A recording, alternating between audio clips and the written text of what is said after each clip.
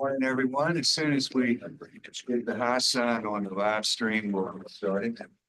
Okay. We're good? Okay. So good morning. I'd like to call the meeting to order. The morning is soups with a good agenda.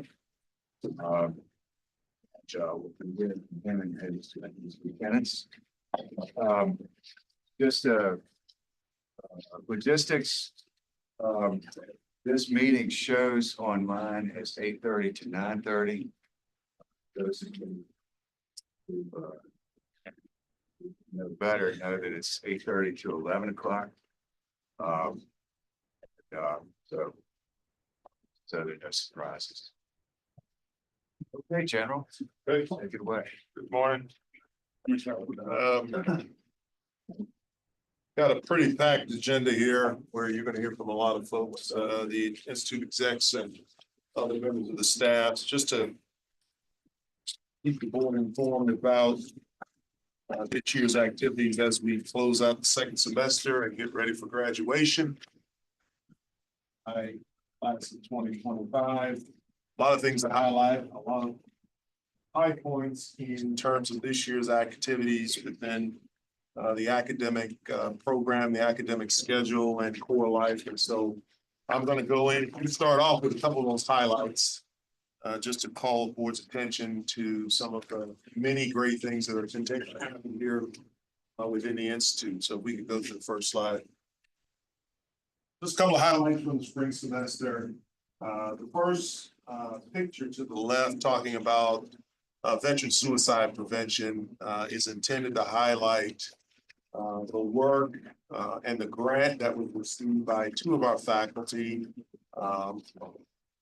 Lieutenant Colonel Michael LaRocca and then Glenn Sullivan. They've received $150,000 in a grant to study some work with respect to veteran suicide. And so I think that's pretty impressive effort by them to be able to get that grant and know that they're going to make a positive contribution helping that study effort understand a little bit more about the particulars of what occurs in veteran suicide, which is pretty detrimental and pretty challenging to our society today since our post-war efforts both in Iraq and Afghanistan and ongoing conflicts.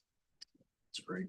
The second is about the Lexington Fire Department awards that were presented to two cadets, Cadet Dylan Holbach, class of 26, and Mikhail Tulipov, class of 25. Are you guys here? Not here, sure. Are you here? Stand up.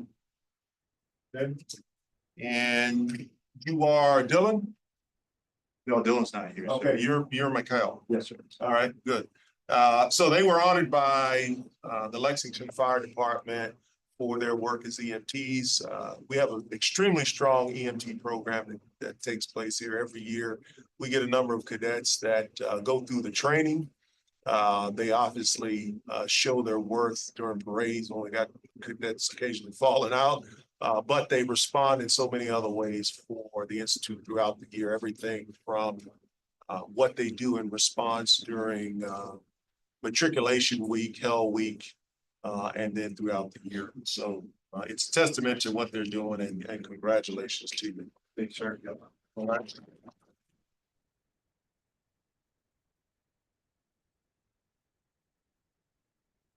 First year in Coach Andrew Wilson's 3 years that our basketball team made the semifinal of SoCon appearance. I think that's the first time since 2021 time frame.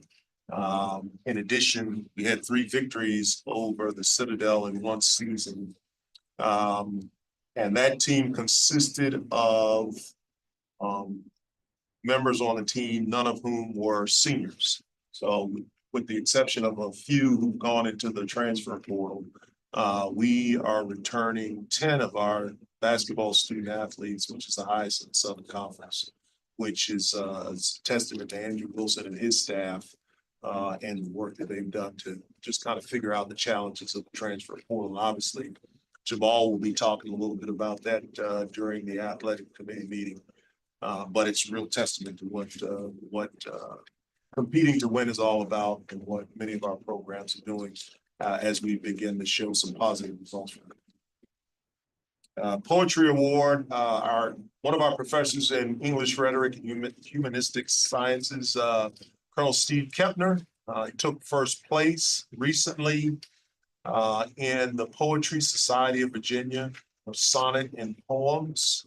And he gave a poem about friendship and foreign life. And so it is also a reflection of the many awards that our faculty continue to do as they work real hard in their domains to ensure that they are current in their field, that they are teaching and learning themselves, and that they're doing all that they can to help develop these young men and women in the Corps. The bottom slide shows a recent trip by some of our first class commissioning cadets as a part of the Olmsted program, which we have continued to be very involved players with the Olmsted Foundation. So they had an opportunity. I think we might have been the largest group that partook in that travel to Greece to learn about things and the culture and the climate over there. We hosted for the 35th time the Environment of Virginia Conference. It brings together the professionals from government sector, from the non-government sector, from nonprofits, academia, and industry. We've been the consecutive host of that conference for a number of years. It's always a hit, and it was a great event. And then last but not least on these highlights is that our lacrosse team closed out its season this year with the best ever Division I record in the history of VMI. It's the first double-digit win for the program in a season.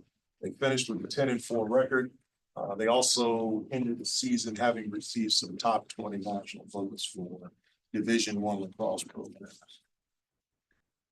Next slide is intended to just highlight the upcoming events of baccalaureate commissioning ceremony and commencement and those various different speakers. And so we're going to have Major General Trent Davis, the Chief of Chaplains from the United States Air Force, who's going to be here to conduct our baccalaureate services, which are going to take place on May 15th. We'll also have our memorial parade at the time and the joint commissioning ceremony. And then the commissioning officer for our commissioning ceremony will be Lieutenant General Carl Gingrich, who's the Deputy Chief of Staff of Programs and Policies, the Army Chief. He's going to come and do our joint commissioning for all of our branches of service commissioning officers. And then our commencement speaker is going to be General Retired Darren W. McDue, class of 1982, former commander of U.S. Transcom. He is now out in the corporate world doing a lot of impressive things. And so he's going to come back and speak to the Corps. So I think that's going to be a great set of events that are going to take place at that time. One additional thing that I didn't highlight, and I do want to highlight because it was just handed to me this morning, Major Henry Wise, class of 05, who comes from a legacy of wises that have attended VMI. The Mystery Writers of America 2025 Edgar Award winners for work published in 2024. This is an award named after Edgar Allan Poe.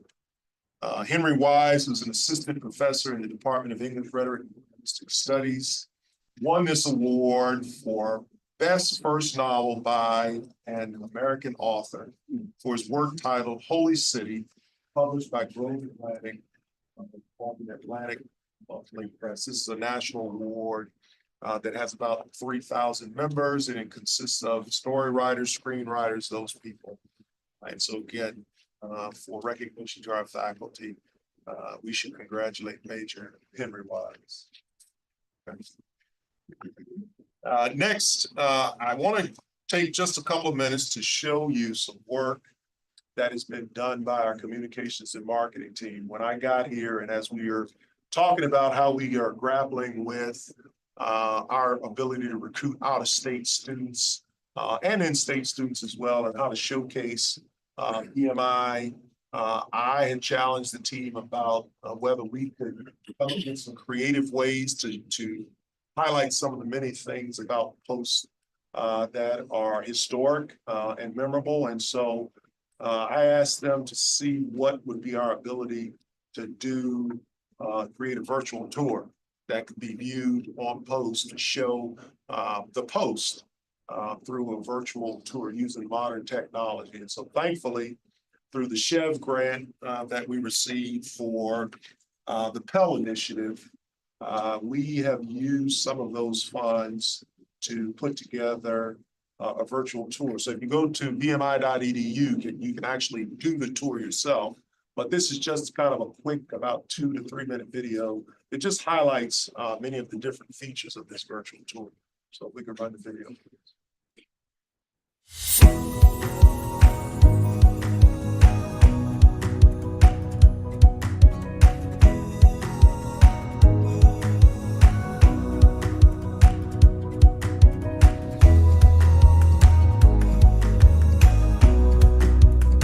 Welcome to Virginia Military Institute, where we believe that the measure of a college lies in the quality and performance of its graduates and their contributions to society.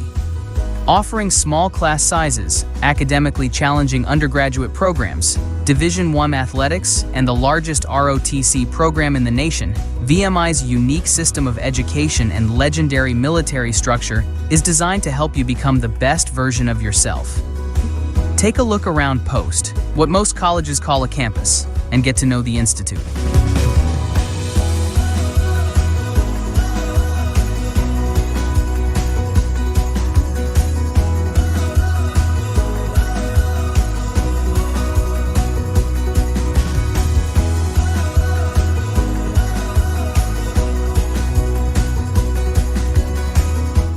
If you are interested in attending VMI next year or in the future, the best place to start is by connecting with the Institute through our inquiry form.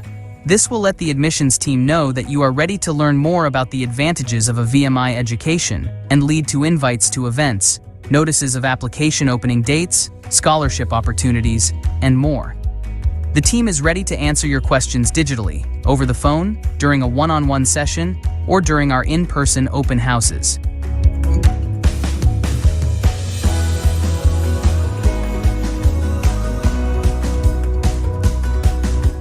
All cadets at VMI are required to take 7 semesters of human performance and wellness classes and earn 4 semester credit hours, exclusive of any 3 credit hour course, to meet graduation requirements. Courses in the department include topics such as swim fitness, nutrition and cardiovascular health, boxing, weight training, speed work for running, and yoga. The department is also a popular choice for Summer Undergraduate Research Institute, SURI projects.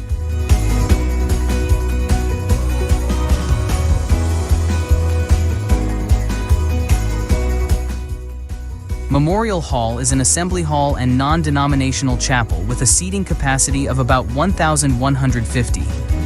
The imposing Gothic Revival structure was designed by eminent New York architect Bertram Goodhue and erected in 1915 with funds paid by the federal government in restitution for damages inflicted on the Institute during the Civil War. It replaced an earlier Jackson Memorial Hall built in 1896, which was attached to the old barracks.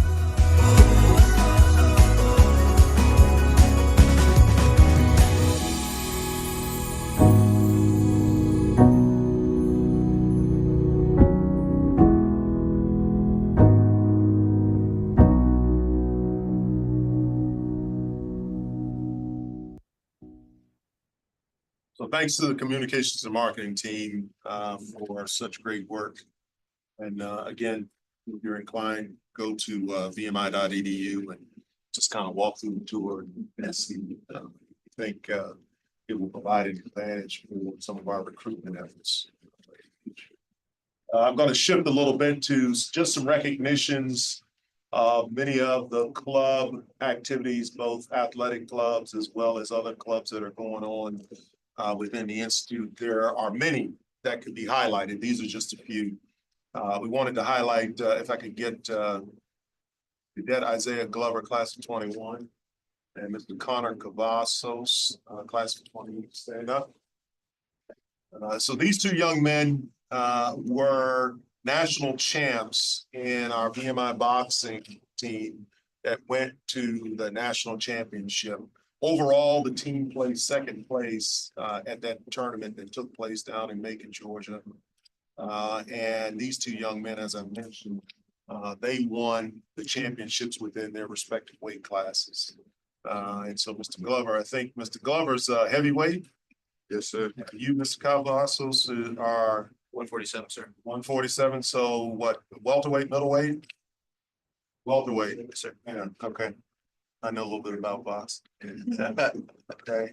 And so we just wanted to recognize them as a club sport. I mean, like I said, there's a lot of other club activities, club sports that could be highlighted. Just wanted to let you all see them and congratulate them for their fine accomplishments.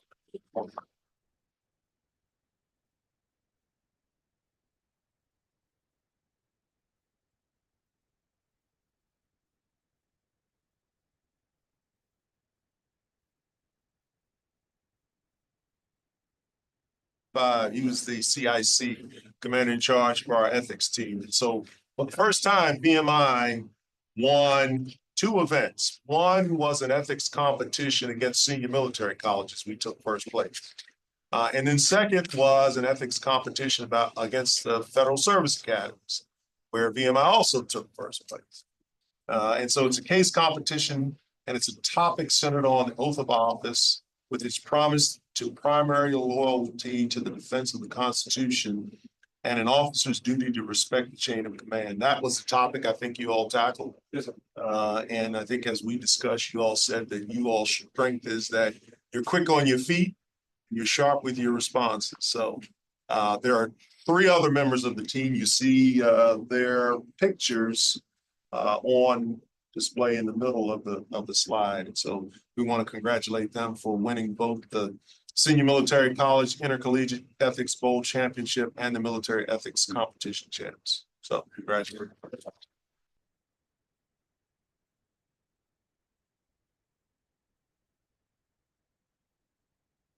Next, that I'd just like to have stand up. So Mikkel, you stand up again, please. Tulipov, Sir. is that correct? And then Joshua Oludwai, okay, and then Samuel Rooker. And so, again, these three young men are part of our AMT team. And, you know, day to day here on the Institute grounds, it's not uncommon for unforeseen things to happen. And so this year, during the second semester, we had a pretty significant cardiac event where a member of the Corps had a cardiac event where their heart stopped. And these three gentlemen were the primaries that responded to that event almost immediately and were able to perform CPR on the second class cadet, along with others that worked to resuscitate them, get the first responders here to address the issues that were going on, and most certainly save this young man's life. So we want to make sure that they're recognized as well.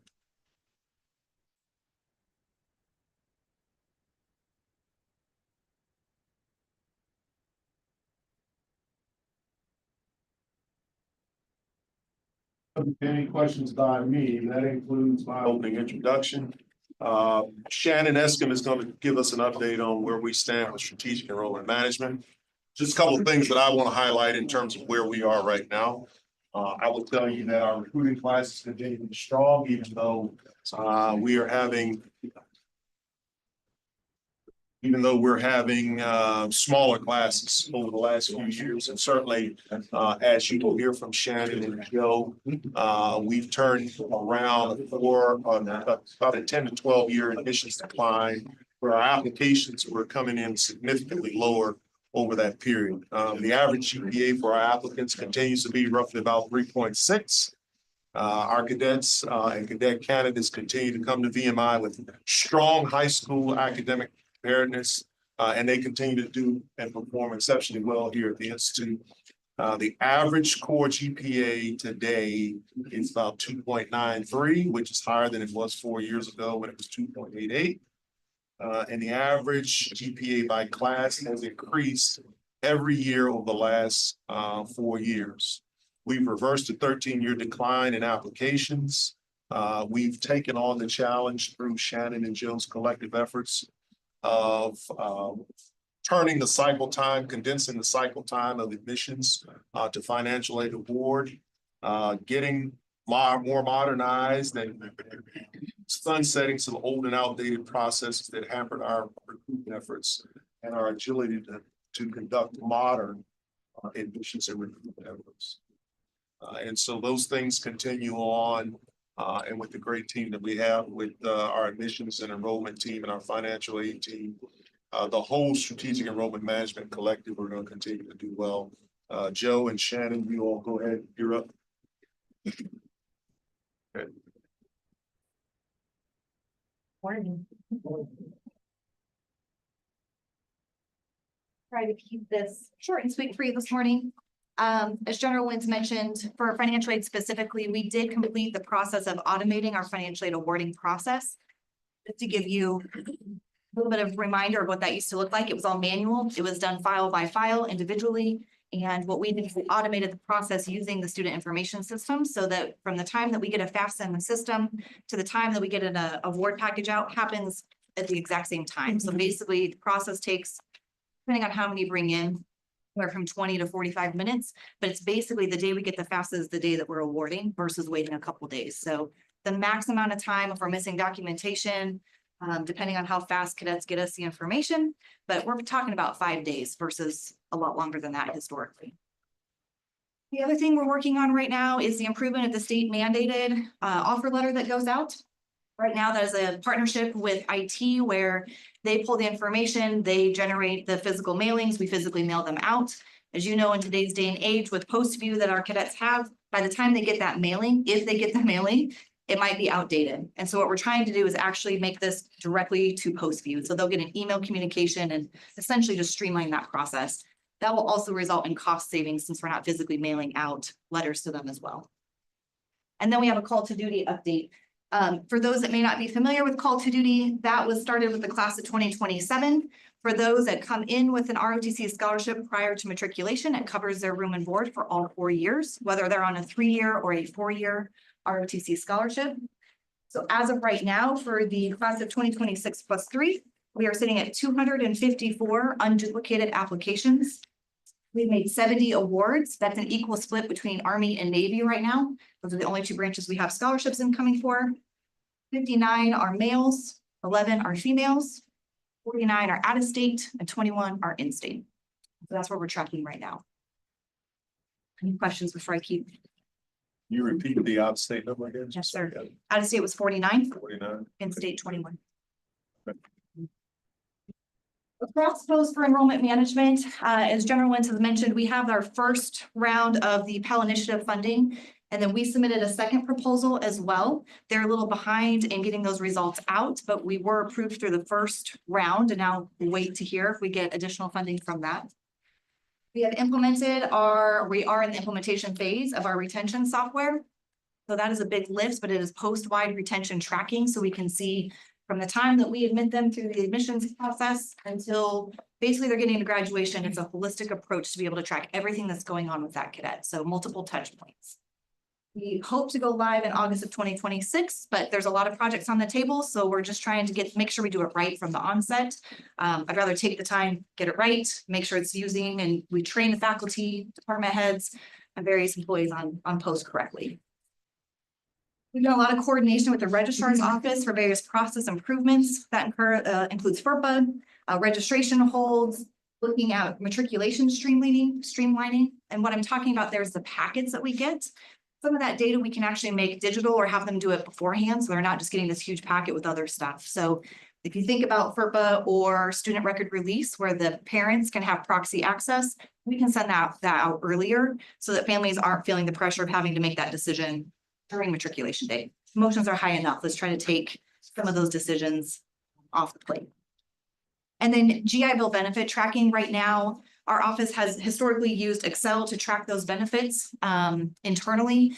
Our student information system can track that. So we are starting with the incoming class. So the academic year 25-26, it will all be done in the student information system.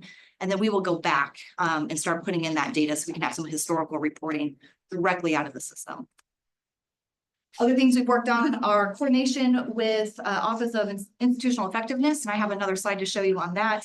But then also we have worked closely with communication and marketing, with athletics, with our agencies on our enhancement of recruitment and marketing strategies across post.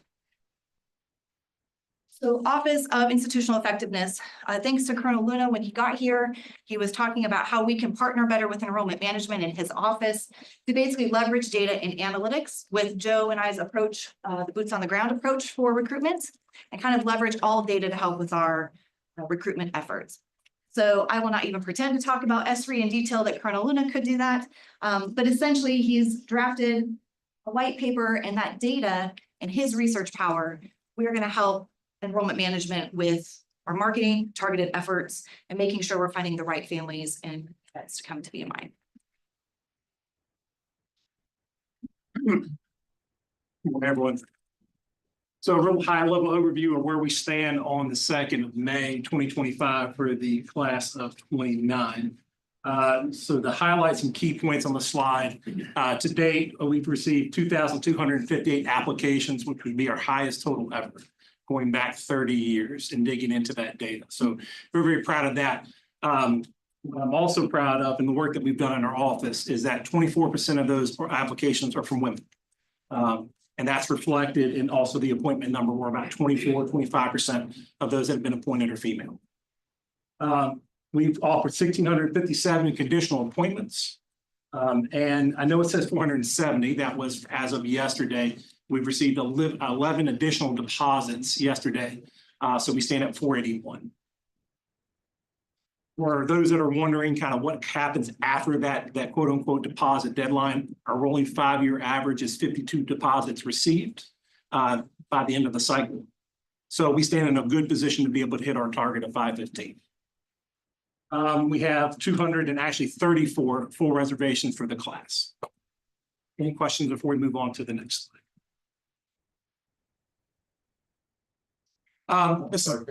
Sure. What's the in-state, out-of-state mix for the whole class right now? Sure. Right now, and this is an odd year in many ways. Typically, the further or the deeper you go into a cycle, it trends more in-state. This year has been the opposite. Well, we were at about 67% Virginians, and we are actually now at 59.8% in-state, and the rest are out-of-state. So that's a positive sign. I think we'll trend a little bit more towards in-state and be right around 61% when it's all said and done, but that's really positive news. Sorry. You look at conditional appointments there divided by applications submitted, you get a 73% acceptance rate. Is that an accurate acceptance rate when we should, people ask us, is that accurate? Is that what will be reported? Yes. Yeah. So last year it was 72%. And this year, right now, we're trending at 73%. So we're still getting applications. I think at the end of the cycle, when the dust settles, I think we'll be over 2,300. So I see that coming down. Just as a point of reference, 2 years ago, we were at 81%, and the year prior, we were at 71. Okay. So thank you. Yes, sir. So this is the third year I've briefed this. I think this is just sort of interesting data to look at. VMI does not have an undeclared track, undeclared major. So young people have to self-select, what their major is. And so this just kind of helps us focus on what's student demand, right? When we appoint young people, what are we appointing them in, majors that we're appointing them into? And obviously there's some movement, right, that happens before matriculation day and even after matriculation day. But I think that this is important to see. Next slide.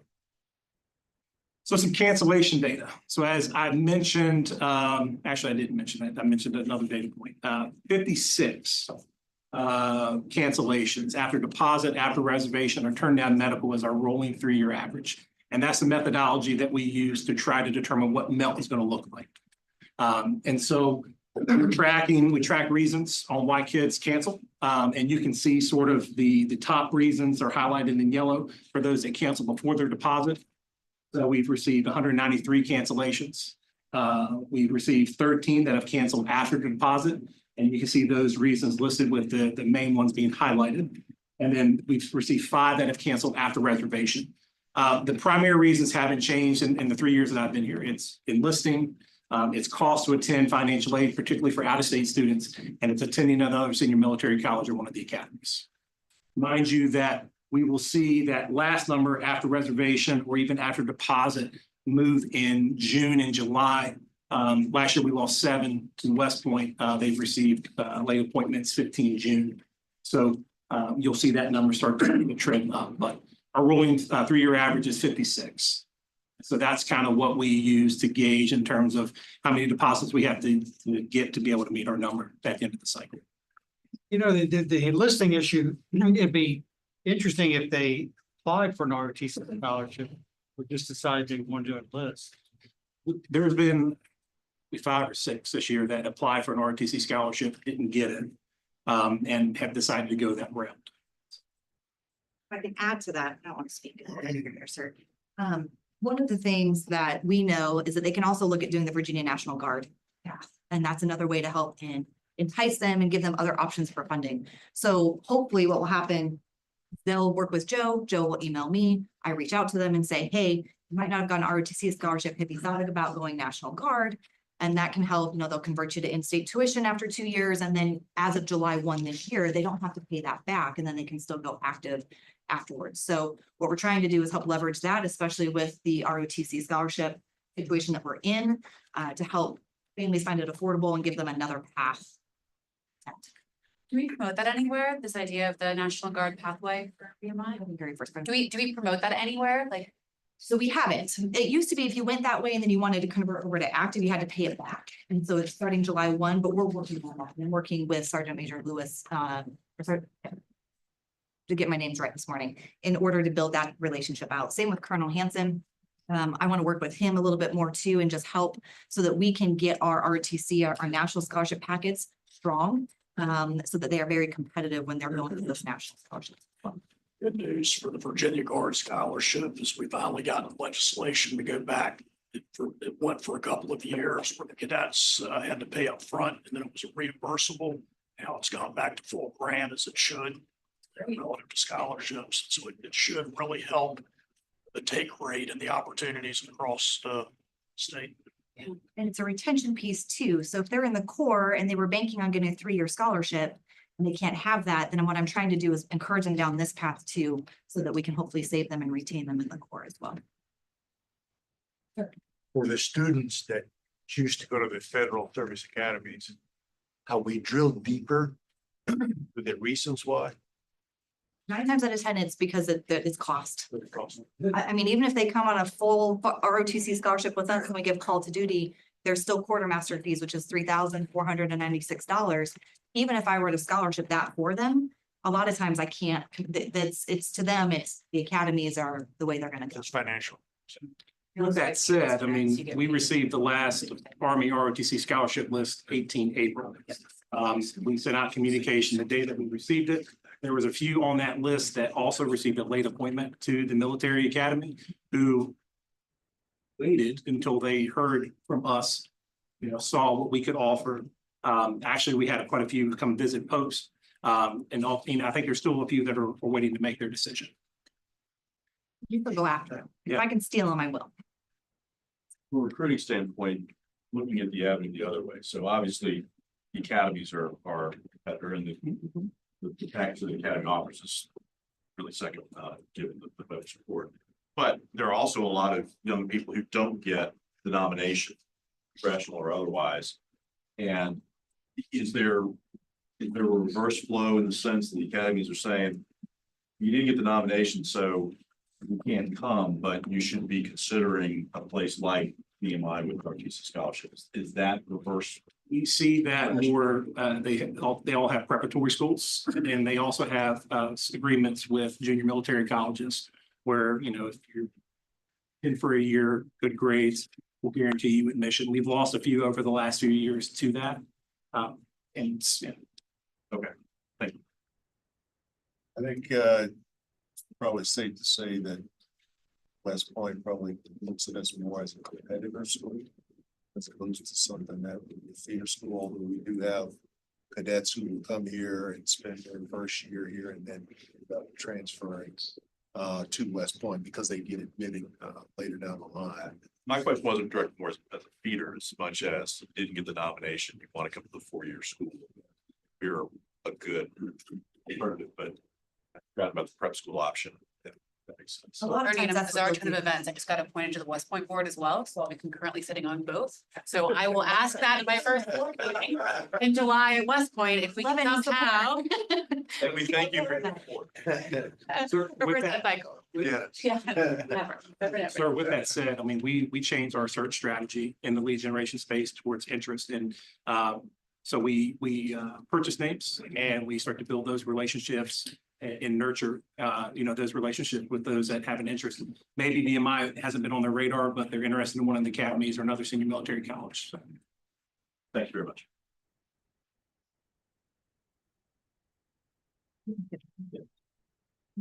What, one last one, with the possible elimination of the Department of Education, any major? So this is Shannon speaking, if I can do that. So Shannon speaking, I think it's too early to tell. We know that if they eliminate the Department of Education, they still have to fulfill the FAFSA requirements and all of that. It's just going to be moved to other departments. What that looks like. Am I worried? No, because it's just too certain. I don't want to panic when I don't have to. I think my biggest concerns are the student success and taxpayer savings plan that's out there and what that could mean for education overall. If you're not familiar with that, it's right now, it's sitting in the House. If it clears the House, I think there's still some hurdles that it could get through, but that's going to have some impact. What was that, Shannon? What was that? It's the student success and taxpayer savings plan. So in a nutshell, it would eliminate subsidized loans. It would mean that only unsubsidized loans would be eligible for our cadets. Parent Plus loans would still be there, but they would require the student to take out the unsub first before they could get that, and it limits how much they can take in the plus. It changes the aggregate loan limits for an undergrad. Instead of 57,500, it would drop it down to 57,000. That's the max they can borrow for an undergrad degree. It does have some benefits. It changes Pell to be counted for short-term programs. It doesn't impact VMI, but that is a positive in that regard. I think the biggest thing is the need formula would change. When we do awarding based off of financial need, right now you take the cost of attendance minus the SAI minus other financial aid and you get the need. Proposal would tie the need to the median national cost of a program. So for example, if the median cost of an engineering program was 45,000, that would be the max that I could use, not my 68 for out of state, right? So do I think it's going to pass? I don't know. There's a lot of pushback overall, but I'm more concerned about that right now than the Department of Ed dust that's going. Just wait for the dust to settle. Thank you very much. Thank you.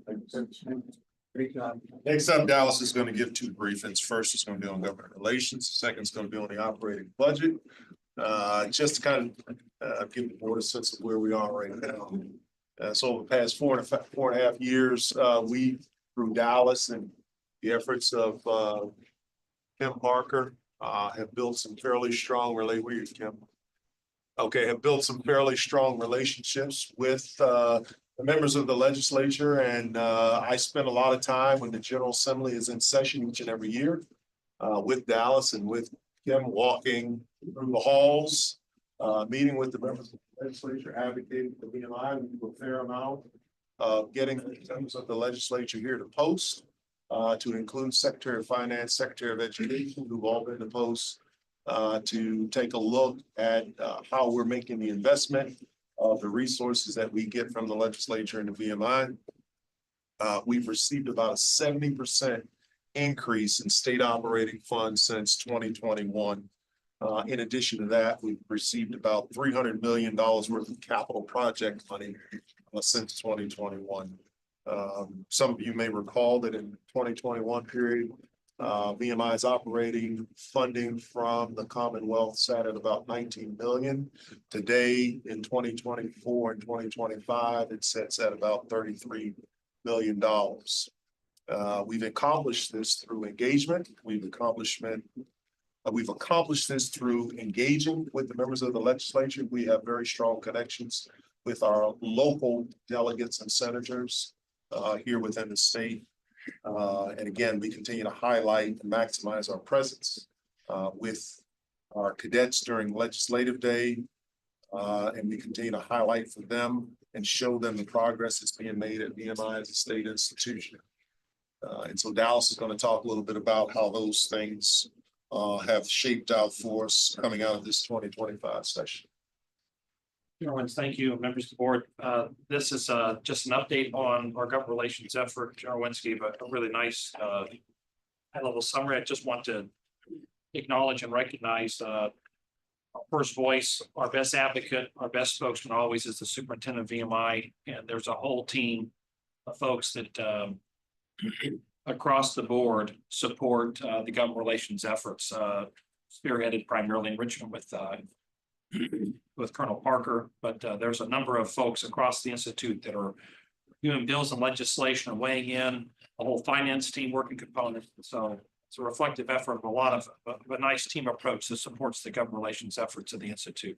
I want to give you just a recap of the 2025 session. It was a short session, just 45 days. Excuse me. Second year of the biennium, typically not a lot of budget action takes place in the second. It's a little bit of adjustments and amendments that take place, sometimes opportunities for some new pieces to be worked through. It was as we look towards the fall, it's a factor that plays into it, just a recognition that the statewide offices, the governor, lieutenant governor, and the attorney general all up for re-election this fall, as well as the members of the House of Delegates. And so some to the fall, what does that matter? That starts to influence the way in which people are articulating and playing their particular positions and the types of bills that they want to navigate, push forward, all plays into this session, moving into this part of it. We took 20 cadets to the cadet legislative visit for the legislative day, visiting the legislators and attending the legislative reception. Always a high watermark day of the legislative session for VMI and our efforts. Frankly, I think as the cadets work their way through the halls, everybody wants to tell you, probably somewhat emblematic of your conversations yesterday, everybody wants to tell you their VMI story. They want to grab their cadet. I have an uncle, I have a brother, I have a father, I have a sister, I have an aunt, I have somebody related to VMI, and they'll want to grab you and grab a cadet and tell them. A very, very nice day for the Institute. We call it sort of a blue sky flag snapping day. We have obviously a very successful legislative reception, bringing the legislators, thanking them. Have to acknowledge the efforts of Dave Prasnicki and the agencies and their entire team that support that. Having the invitations and name tags and make that event just a nice first-class event for hosting, and thanking the members of the General Assembly as well as key staff people that interface with us every year on that annual basis to do that. A successful opportunity to do that. For whatever reason, just the gravitational pull perhaps towards other topics. There were still plenty of higher education bills, but not the number that we had seen in years past. So that was somewhat down. And I think, there was just an understanding that there was a lot of one-time money that was available, and that started to direct some of our strategy as we went into the session. I want to just show you this next slide about what our results were as we came out of the session, and we'll talk a little bit about this more also in the budget slides. So you'll hear this twice today, but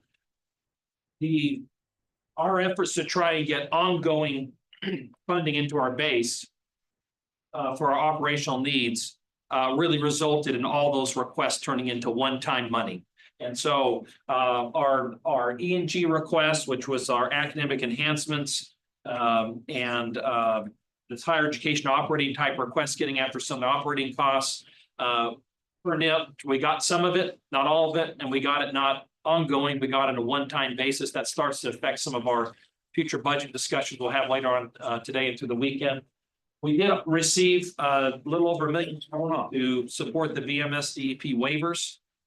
Very, very positive program there. And it's going to take continued effort for all of higher education to continue to push the funding for that particular program going forward. Yes, sir. Just on VM's debt, what's our deficit there? It's right about $1 million. We got 1.83. We sit right about 1.2 million, a little under 1.2 million dollars in subsidies. Sir, Almost satisfying. Almost satisfying. I mean, from a budget perspective, for the large thing, I'm happy with this number. I mean, I'm not gonna. I'm good. The legislature added a 1.5% bonus that takes place in this fiscal year. That'll take place in June for the employees. The 3% pay raise that was already planned was held up or stayed in the budget. Those are effective in July of 2025.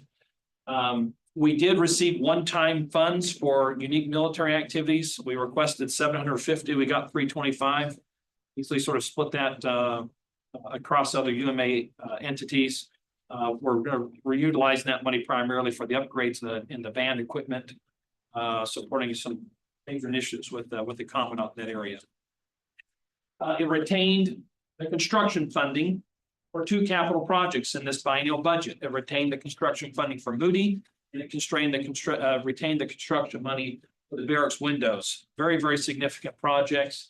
The Center for Leadership and Ethics project, the CLE Phase 2, was in the budget, introduced budget. It carried its way all the way through the session, and as it got to the very, very end of the conference reporting out, that project was pulled out. The governor put it back in, was pulled back out again. I just want to reemphasize perhaps to the board that the state has made a commitment, a significant multi-million-dollar commitment toward that project. And we'll just have to go back again and try and get the next phase of funding, but they've already committed just under $4 million towards the project. And so it's not as though the project goes away. It just basically moved to the right a bit. Dallas, Yes, sir. before you move off this, just a reminder, the state 3% compensation increase, the state pays 40% of that. That's correct. The state pays 40% for E&G employees. So it's not required for all employees. And the state only pays for certain employees. The state only pays for certain employees. And they only pay 40% for those certain employees. Okay, right? Technically, sir, that's correct. There's some other contractual pieces in people's employment contracts to start to mess with that language a little bit, but that's But the correct. state wouldn't cover that.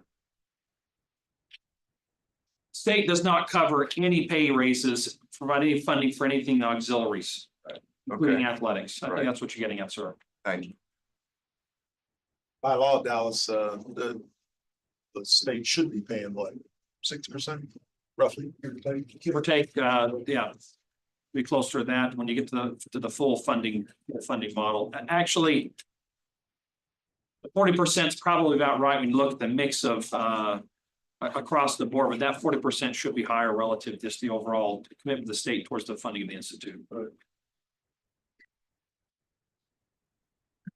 Just a look ahead, or maybe one more look back here with the we hosted SCHEV here on post. As you know, General Jumper, former president of this board, now chairs the SCHEV Council. So that council was here in this room hosting their spring meeting. We were delighted to host them and the council members as they had their meeting as they move around the various campuses, provide an opportunity for General Wins to provide remarks to and address the council. The council members, we provided a tour of them through post in 2 different vans into the barracks, into some of our key facilities, and really tried to highlight the distinctive nature of our education and the pressure and the demands that's put on our cadets. I think those are some of the major thematics of what we tried to push through into our tour and overall just assimilation education on the VMI experience. There was a dinner hosted. We had got a chance to put key staff and cadets at every table. There was also members of the SCHEV Student Advisory Committee there sprinkled throughout the dinner, but a great opportunity for us to showcase the Institute. We received some very, very positive feedback from the members of the council. One council member in particular highlighted, just the great success of VMI's return on investment of our academic programs vis-a-vis others. Mentioned that publicly with the council. We saw it as a very, very positive thing that he would go so far as to express that, and a major compliment to the Institute and its academic programs relative to the return on investment for the cadets as they go on as graduates. And then secondly, I think as we tried to lay out just the overall understanding leadership program and the 4-year journey of how this all lays out for the cadets as they make their way through, they were very, very impressed with that and said, gosh, there's great ways and there may be more and more ways to continue to integrate that across the post. And someone got really excited about even looking at that with other things across the across the state. So I felt like we put our best foot forward with General Wins leading that effort with the SCHEV Council, with General Jumper and the council team. We work with the SCHEV staff, the council, as you all know, routinely. So very, very positive thing for the Institute to host that, particularly with General Jumper as the chair. Where we are now, we're in the process now of doing our spring and summer visits, meeting with legislators, meeting with legislative staff. We have some key alumni that may have some perspectives they can share with us. Our purpose is to just go and listen and gain insights. We're in the process. This is our 6-year submittal year. So we'll be bringing that forward to you all, but this summer is when we've got to piece all that together. So we just want to ensure as we're thinking through the priorities of the Institute, that sort of measured up against the overall appetite and interest of the Commonwealth, legislative and other pieces to get their buy-in. So we're just trying to listen and gain insights and really let that inform our approach to the 2026 session. This concludes my remarks on the government relations. I'll be taking any questions that you may have before I move to the budget. Earl Parker. Okay. Is there one more slide? There's one more slide. Thank you. Parker prepared it. Thank you. Our 6-year plan, this is as a reminder, this is where we get the chance to make the case. This is our document with the key decision makers in Richmond. They shift and they move, those offices change. This is our opportunity to come and educate and inform about VMI, our value, our strategic objectives, and let them see the first look at where we're going and some of the specific requests and objectives we're going to be going and pursuing. So this sort of puts us on the record with them. That's what they want to hear. It's what they're looking for. It gives a chance to map out where we're going, not only just financially, not only just admissions and financial aid and a whole host of financials, but what our priorities are for the Institute going forward. We've got fall meetings with legislators and staff. As I mentioned, just going and stressing our outcomes, our return on investment, and our results as our graduates, share our funding requests with them, get their buy-in and start to figure out, who can really be major supporters and patrons for us with our particular requests. As you know, we have multiple requests, which means we'll typically have multiple patrons. And then we'll like to highlight a little bit with the CLE Phase 2 project. This is a priority for us in this next session to ramp up and gear up and do all that we can to push that forward as the Institute's capital priority for its funding. So we'll continue that advocacy. We'll do all we can to get in the governor's budget and work the legislative sides on the back end of it through the session. And so you see the little note there, the 3.5 million of the state is already committed to the project. Any questions on government relations? Myself, Colonel Parker, the subject matter experts here as well.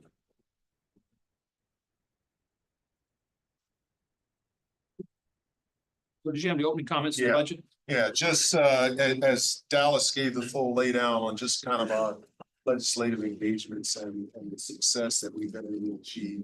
And we talked about the 300 million plus in capital funding that we received. And you look out here and you see across the post that a number of those projects have already gotten underway, and there are going to be more that are going to be getting underway here real soon this fall. I think we're going to start Moody Hall to move the agency, folks that have office space in there out to begin that project. Nichols Engineering Building will begin starting at some point where that 27,000 plus expansion is going to begin. And I think we're starting this summer, we'll start the work on the front of barracks windows. And then there's obviously some non-capital projects in Dallas we'll talk about that are ongoing. One of the points I'd make is that over the last 4 years, going back to COVID, we've been able to accrue a pretty significant fund balance. That fund balance ranged anywhere from about 24 million to 27 million. We have been working, Dallas has been laying out a plan to put certainly that auxiliary fund balance money to use, because it's not typical that you have those dollars at such a high amount. But we've been able to manage that over the last 3 or 4 years through a combination of efforts to make sure we were educating and we were executing our budget in a way that was smart, but that would get after the highest priority projects. So as we think about the efforts in terms of defining our operating budget, just understand that in order to execute the strategic plan, in order to execute these non-capital projects that in some cases were delayed or deferred, we are going to be prioritizing and using some of those funds. So those funds probably won't remain at such a high level. Thanks, sir. Now, is your clarification, is it the E and G or the auxiliary? Clarification, correct. It is the E and G fund balance, not the auxiliary. That's correct. I just want to, the purpose of this is to give you an update of me on the budget, the operating budget for fiscal year 2026. And I want to highlight, this is going to look very similar to what you saw in the February meeting. And I want to highlight, just showcase the differences, what's changed since we last met. And this lays out, retains the 2 options.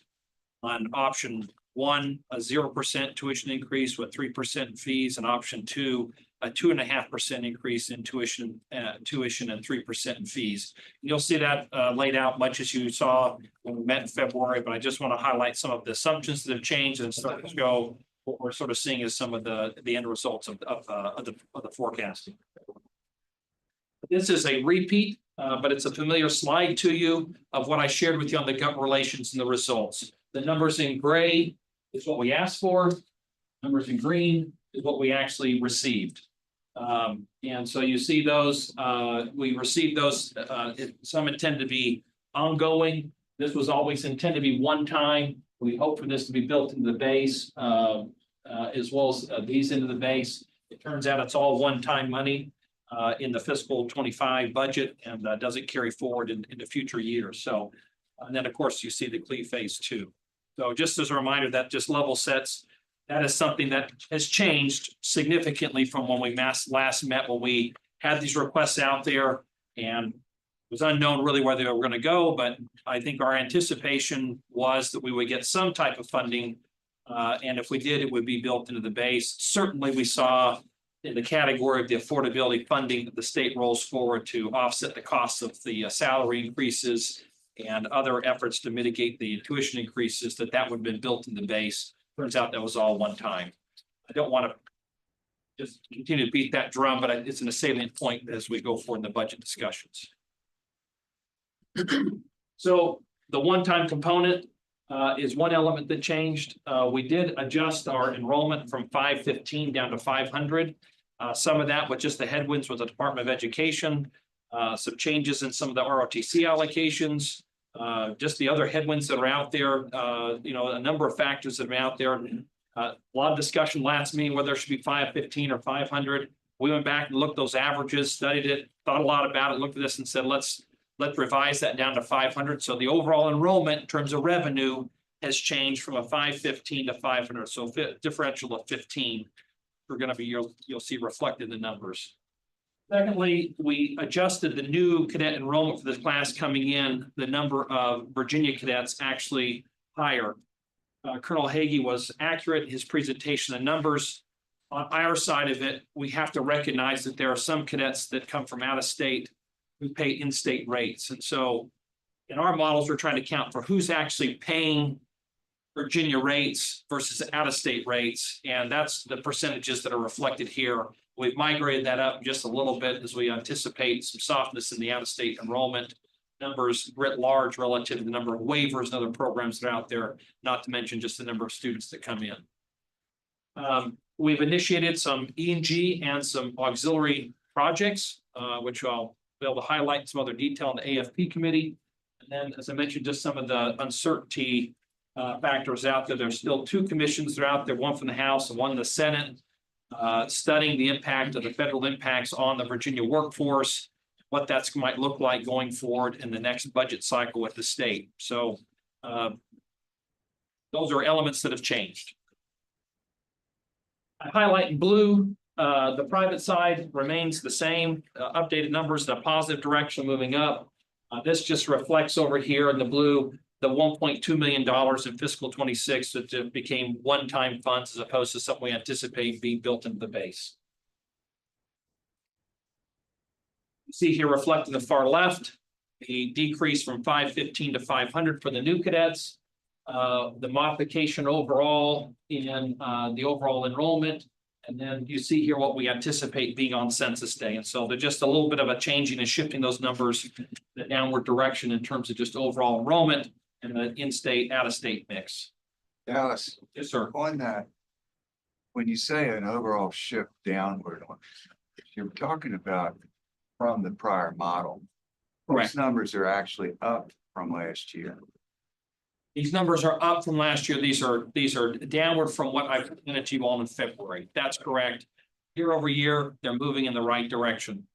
Thank you. Sorry. This is a summary of the two options, just in terms of tuition. I'll show you what that actually means in revenue in a future slide, but you can see here, this is the 0% tuition. Basically, it's a $660 fee for in-state and out-of-state. On the 2.5%, of course, there's a $260 in tuition at $1,050. The fees, so all fees are mandatory. It doesn't really matter in-state or out-of-state. You can see the fees stay the same. So that just helps you understand what you're looking at there. Slide. Now, let's go back, well, the option number 2. 2.5 is fairly consistent with what the language was that the governor submitted on his budget proposal. The governor had articulated talking to the COP. Yeah. Had articulated an appetite for the 2.5% increases to the college presidents. Okay. Presidents. And then among the known public institutions right now, I know there's a range, but there are a number that have already gone through their board process and made recommendations. Boards that have met, we have not seen any go to 0 on tuition. They've been anywhere from, I have the ranges in my head, but they've all been north of 2%. I don't think anybody went north of 3. It's in right 2.9, 3. So, well, that's a data probably collection set of about 6 institutions that at my fingertips when we meet with AFP this afternoon. So there have some boards moving and setting tuition fees, not just the institute. Just to show you the differential in the revenue, what that actually translates into for the two models in terms of the tuition and fee revenues, it's a difference of about $780,000 between the two models as that translates into numbers. This audit, I think, is a helpful piece as we just trying to think through the guidance from General Winds all along has been map out a strategic direction for the tuition, primarily the tuition and fees, and something that just sort of shows we've got a way forward. And I'll show you another slide that compares this against the higher education price index, the consumer price index, but just a couple of models to just show you from 2020 going forward. It's been an average of a 1.86% increase in tuition for Virginians. For the non-Virginians, it's about 2.53.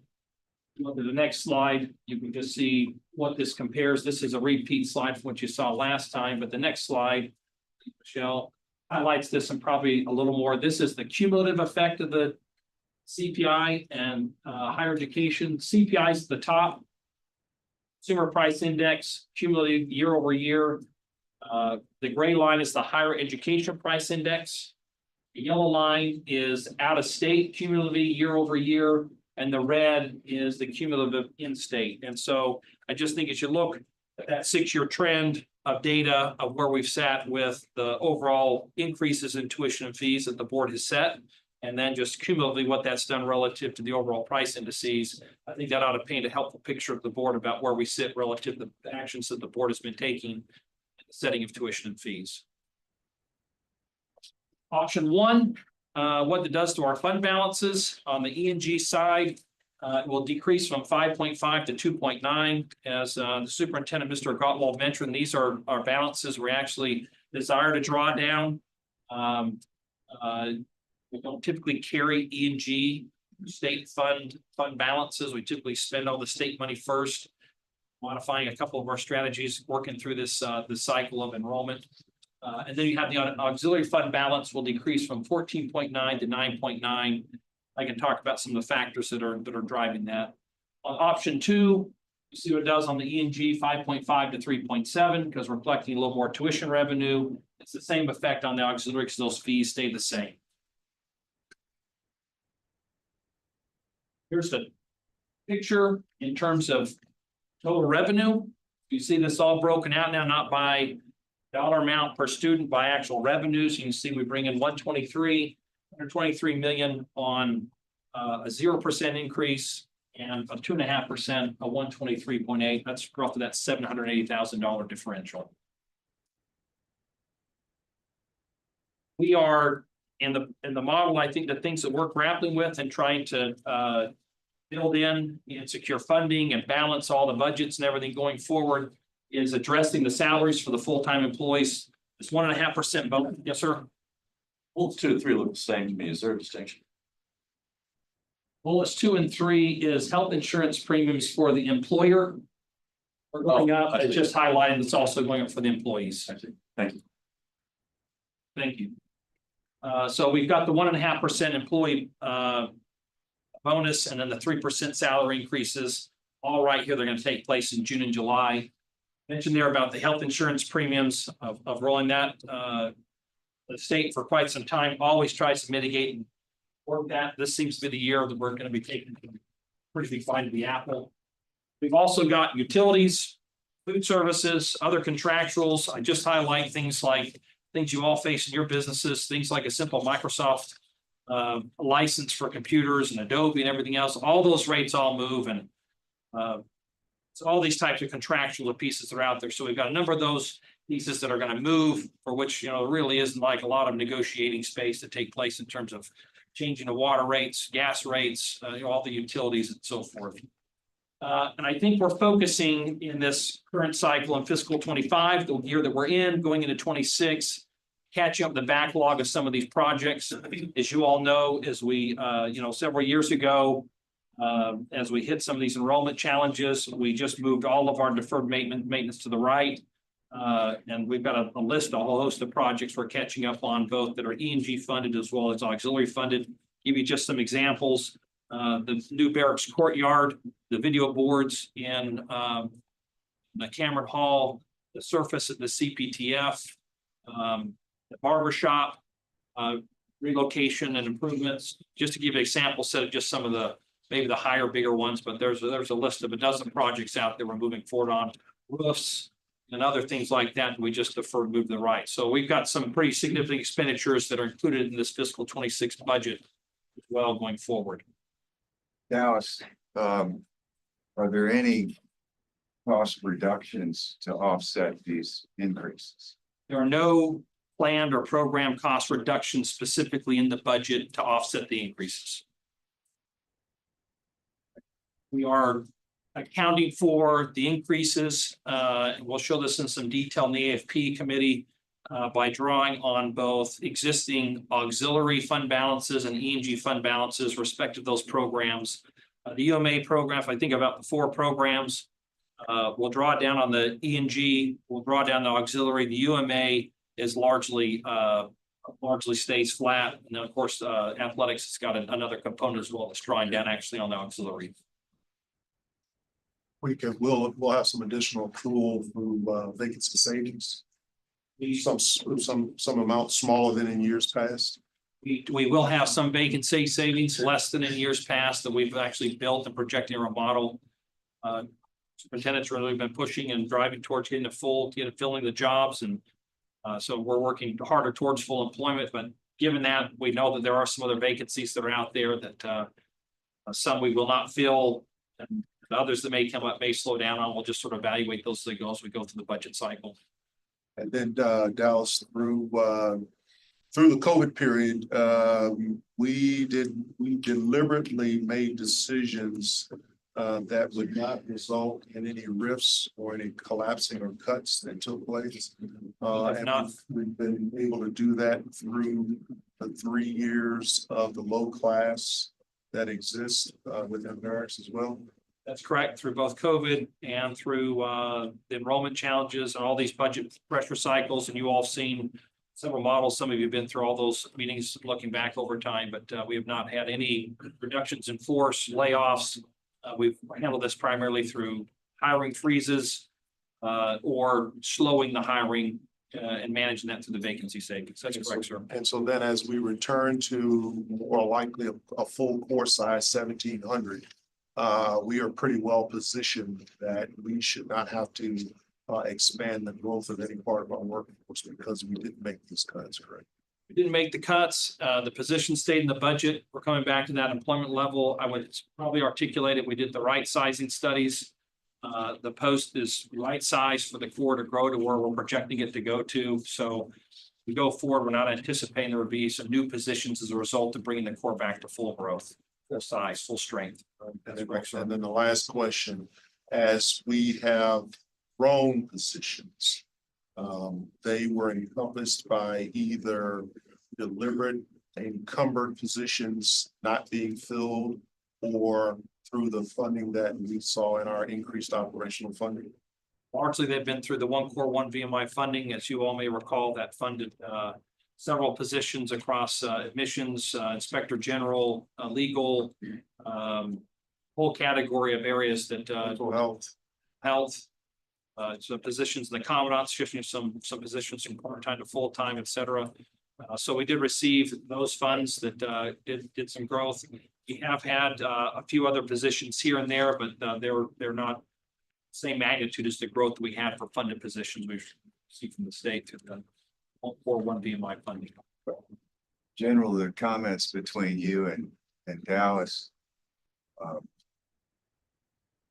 Without that increase in state funding that has gone from 19 to 33, certainly would have been a different story. So absolutely, congratulations to the team for making that happen. It's probably among the more strategic things that took place to our benefit along the way. Now, do we have the metrics of where VMI stands relative to competitive salary for state institutions for our professors' education, as well as within the administrative side of just where we are? So we do compensation studies. There's an annual rigorous process that works through the academic side, comparing that against a set of data of institutions out there. That's worked with a compensation committee that's got, some other representation in it, making some determination about what the schools are, the selection of those actual classifications. Very simple and easy. On the faculty side, it's cleaner. A civil engineering professor is a civil engineering professor. A planning officer and a planning officer, and some of these other positions, the staff side get a little more challenging, but we actually work that same model for the A&P. And then on the classified, the hourly workforce, if you will, the classified workforce, we actually work that and heads that against across state data, because that's all comparative to their positions and their classifications across the state. So we just finished all three of those recently and rolled those in. Those are all coming forward, some adjustments into this fiscal year 26 budget. And again, perhaps not for this meeting today, but again, broadly, I think that's a very important thing for us as a board to continue to track. We obviously, as an institute, require some unique things relative to the cohort, just making sure we're staying competitive. To complement to, the academic side's had that for quite some time, this program. General Wins was pretty adamant early on about getting after the compensation of the rest of the staff. That was a major part of the One Core, One VMI, getting these compensation studies done. I believe we've got those models now that we can repeat, institutionalize those efforts on a more regular basis and integrate those changes, stay competitive through the budget cycles. Sure. Dallas, and looking at your projections of using 500, and we heard admissions are going for 515. Is every student that's admitted after 500, is that just an increase in revenue and no corresponding increase in expenses? So it goes to the bottom line. Yes. Thank you. question? With an asterisk. No, I always have extra notes. The answer's yes. no, because I was looking, there's a 683,000 adjustment from 515 to 500. So if you get to 515, assuming you get the right mix, it's 700,000 more in the budget. I just want to make sure. Okay, thank you. That's correct, sir. That's correct. So you can see here just the relative, this is, this now shows the actual expenses, so, just know that this is higher education math, so some of you see it the first time, we get the state money, and, we get the tuition and fee money, and, we receive the private support. Those three channels come in, and we put it on the third floor of Smith Hall, and we scramble it all up and confuse everybody. And then we spend it in three buckets. We spend it supporting the E&G program, supporting the auxiliary program and those examples, and supporting the UMA programs.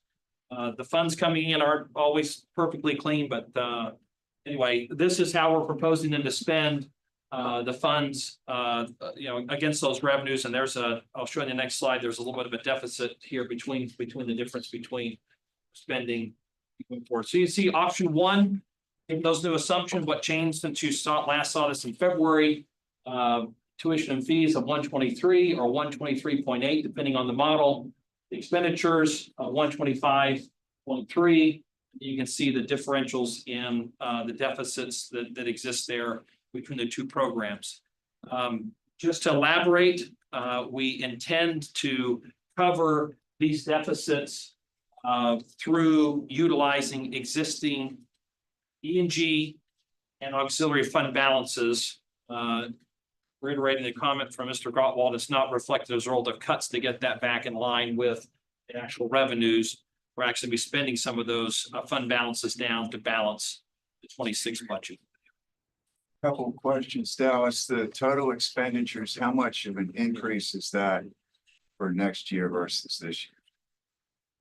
Percentage wise? I don't know the percentage wise. Last year, our budget was at 119 in terms of expenditure side. Jeff, do you have that handy? 5.2%. What's the number? 5.2% increase. And last year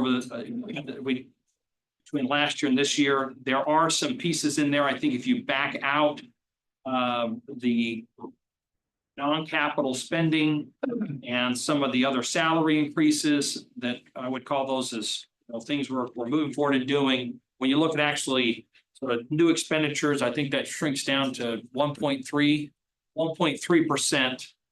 Not to confuse everybody, it's going up 5.5%, but if you take out the non-cap spending, you take out the, call it the unavoidables, we've actually gone up 1.3%. And in these models, what is the athletics budget deficit? The athletics budget deficit is 1.2 million in fiscal year 26. Compared to the total operating deficit there. That's right. You got 1.2, and we have where we're projecting about a $200,000 deficit in the auxiliary side. 200,000 auxiliaries for us, we're very comfortable with that we can make that up, and pretty confident that will balance out. But that's right, to get to the 1.5. That's the athletics deficit is growing versus this year. It is growing. There's probably some factors that are out there that one. We're still hit those in athletics. Sure, but in AFP. We can take up some other talking points on the athletic, some of the factors that having met with Jamal and his team, Emily, about some of the things they saw going forward in 26 we're prepared to talk about. Gregor.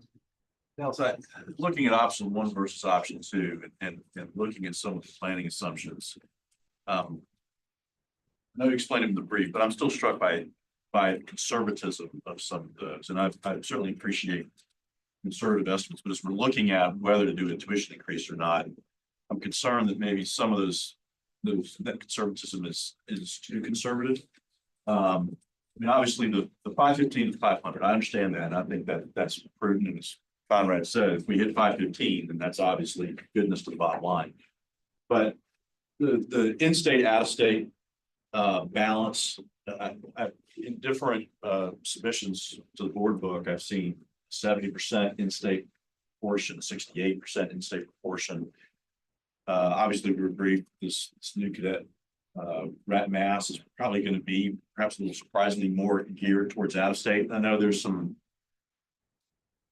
even though they may be out-of-state legal residents because of different programs in Virginia that are considered in-state. I get all that, but it just seems to me that when we are overweighting that in-state proportion as a planning factor, we're taking away potential revenue that bears on the question of whether we as a board adopt option 1 or option 2. And the second thing that I don't understand is while the rising first class is historically small, the graduating first class is also historically small, yet we're going to replace them with 500 new cadets. And yet the total course size is only increasing year over year by 5. And that strikes me as really conservative unless we're looking at a lot of attrition in the old group. So I say all that to say that I'm concerned that we may be too cautious in looking at those numbers when we're considering the 0 versus 2.5. That's more of a comment than a question, but feel free to correct my impressions if I'm wrong. So on the first point, which is the mix of in-state, out-of-state, and the differentials numbers, we're showing in we budget this model a 68% Virginia. As I mentioned, I think we've all sort of seen and anticipated, but every day is a new set of data points coming in from admissions, and that's good. I think as we started to build this model, looking at all the pieces that were out there, some of the early numbers we started to see, these signals, we soften that up. Plus, we just recognize for a number of folks that come from out of state, they do receive in-state tuition. So I'm always going to be a little more conservative. You could argue it's being too conservative, but we did assume a 68% Virginia. Your second comment was relative to, remind me, Size of the core. the size of the We're looking core. like a 5-head difference year over year, and that struck me as really small. So we're still going to have one small class in 26. 27 was always our quote break even full core strength size.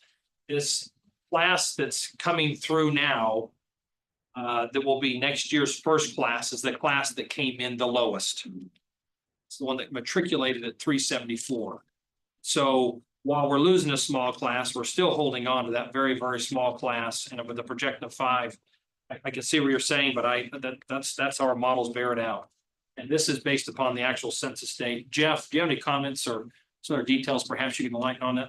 Well, I think on the 68% intake, as Joe, I think, mentioned a month or so ago, that's what they were tracking, was in the upper 60s. We were 67% last year, so that's not unheard of to bring in that number.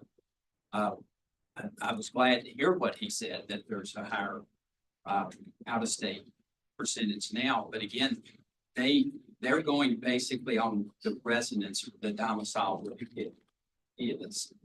And they don't know. In fact, we make some are strategic in there. They don't tell us about the fact that they're going to be an in-state tuition payer until after they're appointed. Not that that would necessarily impact the decision, but they do have different models for how many in-state and out-of-state appointments. And back to the overall enrollment, we do trends. We look at, the percentage of fourth class that returned as thirds and seconds over the past 3, 5, 10 years. And that's kind of what that worked out to be. And as General Clark said, we would much rather are somewhat conservative, and we don't want to be overly conservative, and then you don't budget a lot of the money you end up having. But considering we do have the potential for a budgeted deficit, that would just help to public there. I guess the only other point I'd make is right now, if we look at, and I forget how which slide it is, but current data that you provide shows a 65-35 split. Round numbers. So that's why we talk about 68 or even higher. That seems kilter to me, notwithstanding what what the new cadet class will be, but especially since it looks like it's trending more out of state. That's fine. 65-35 is a known fact. That's the old core. That's actually what the old core is sitting at 65-35. Yeah, that helps with that, where that number coming from. Thank you. Sir, Give me a little bit of polar information on last year's Rand Mass, the attrition rate, and tell me what the budget was for size versus what it is. What was the attrition rate? however, do you want to talk about attrition rates from year over year briefly? Well, I can tell you to current, where we're at today, we're trending with how the normative has been for the last decade. Obviously, until we come back to the fall, we don't really know the answer to that. When we were historically low heading into Christmas furlough, we came back and we were back within the norm. So we had more people finish out the first semester this year before not coming back versus OPing during the fall semester. So the current class is on historical norms. Just don't know what the fall is going to look like. So a second question of that is a model based on 500 coming in. What is the risk factor there to say, is 500 the risk, including the risk factor of the attrition? I would probably answer your question to say that we look at the actual enrollment on budget that 500, what we project it to be at the day of matriculation.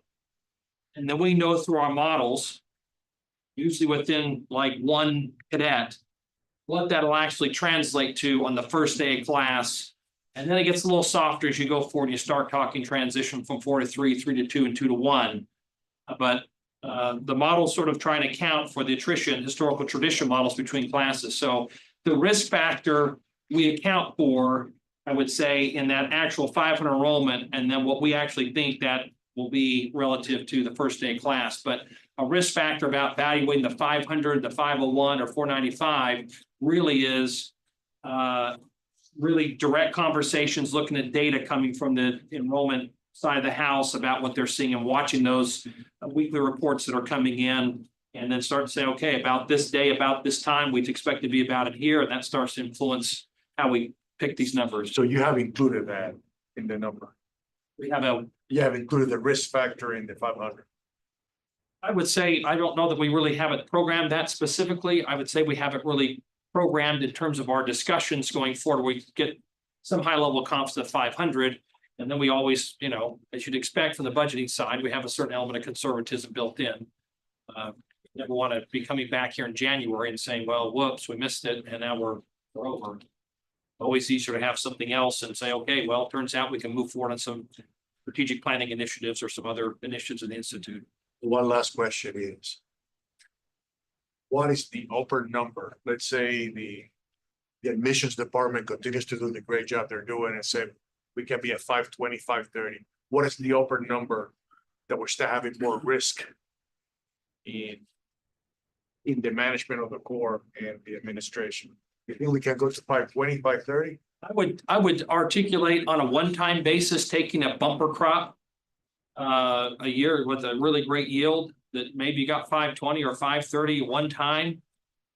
You can absorb that. On the longer term, I don't know that that's sustainable without starting to change the overall structure of the Institute in terms of faculty teaching loads and facilities and everything else. Notwithstanding the barracks and the mess halls, probably some of the primary drivers. And then, you know, but of primary interest, of course, is that the classroom environment. Thank you. Thanks, Dallas. Thank you. I was curious to hear the comment this morning that some out-of-state students get in-state tuition. How does that work? I'm just curious. So that's a function of Chapter 34, Chapter 35, Department of Defense benefits. Families move all over. Our country has said, listen, you've a kid, you've been drug all over the place. Wherever you choose to go to school, you're going to get in-state tuition. Military dependents who could primarily military dependents or some other type of waiver program, but it's primarily military driven would be the primary factor. We've got a call time now. Thanks, Dallas. We still have a long way to go. Okay, next two briefings are going to be done by our Dean, Bob Mareshi. Bob is first going to talk about accreditation standards. I think this is something that the board requested, talk to you a little bit about. The progress and all the work that he and Andrew Luna are doing to get us prepared for that. It's a whole institute approach to get into this. There are a couple of issues with regard to accreditation based on the language and SACS rules that Bob is going to talk about, particularly as it pertains to roles and functions of boards relative to policymaking versus operational execution of institute officials and faculty and staff, and then some other things. And then he'll talk a little bit about QDP relative to how we're looking at that and the efforts we're making to define what the QDP will consist of. So go ahead, Bob. Thanks, sir. So I know we've had some questions from the board in the past about what your role is, SAC, COC, and accreditation. So what's in your packet in 2 slides, and I'm not going to read through them, but I'd ask you to take a look at them and I'll highlight a couple, is how the accreditor looks at you as a board in your role, your function. And I would just preface that also by saying accreditation is about not telling a school what to do. It's about accreditation saying, what are your rules? What are your policies? What are your guidelines? And document to us that you follow them. Follow it. So it's not a question of we're gonna come in as an accreditor and question your decision. Why do you have that in your academic program? Why do you do that in barracks? It's, are you doing what you say you do? Are you following your own rules? And that type of thing. So just to point out a couple things here, on the right-hand side of the screen, the governing board, that's board visitors, reviewing the mission on a regular basis. You'll define what regular is. But the distinction between policy-making function of the board and the responsibilities of the administration and faculty. Right? That distinction, that the board has its role, and the administrators and the faculty have their role. Evaluates on a regular basis the chief executive officer, finds, addresses conflicts of potential conflicts of interest for the members, and has a fair process to dismiss a board member. Next slide. And the second slide, a couple things to point out here. The right-hand side there is about the role of the chief executive officer. And the only part here that applies, really, 4.3 doesn't apply because the sole legal authority is the state, but we don't have a multiple governance system. We're not a chancellor system that reports to another president's board. So protect 4.2, continue protect the institution from undue influence of external persons, bodies, define your own responsibilities, and regularly evaluate your own effectiveness. So we're far along in the process of putting together our accreditation report. It's not actually due final form until fall of 26. We already have a first draft. We'll have a second draft in September. Andrew Luna had taken the lead on writing the assessment here, and we have no concerns that the board is not complying with what SCHEV requires. I will tell you that when the accreditation visit comes, they may totally ignore, and the accreditors are here, they may totally ignore the board, not want to seek you out and ask any questions. They may seek out every board member if they want to. That's up to them. It's their prerogative to interview whoever they want related to the institution, whether it's board members, administrators, faculty, students. We just have to give them access, and they have to give us notice. So it's not fair for them to show up someday in fall of 26 and say, we need to talk to every board member today.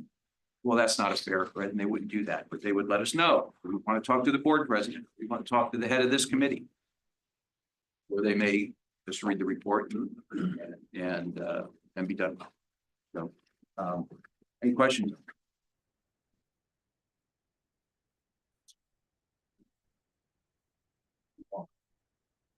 Real quick, sir. Yeah, so this is something that we've been working for the better part of this academic year to bring to the attention of the board. It started out initially as what's been described as the 5th quarter program. And it was born out of the fact that we early on recognized that over the last few years, particularly coming out of COVID, where you had some student athletes that had eligibility of an additional year that they were able to take. We were trying to figure out a way to encourage and create an opportunity for them to remain at VMI and finish up that additional year or years of eligibility. And really, it's just one additional year of eligibility. Sometimes it ends up only being one semester of eligibility.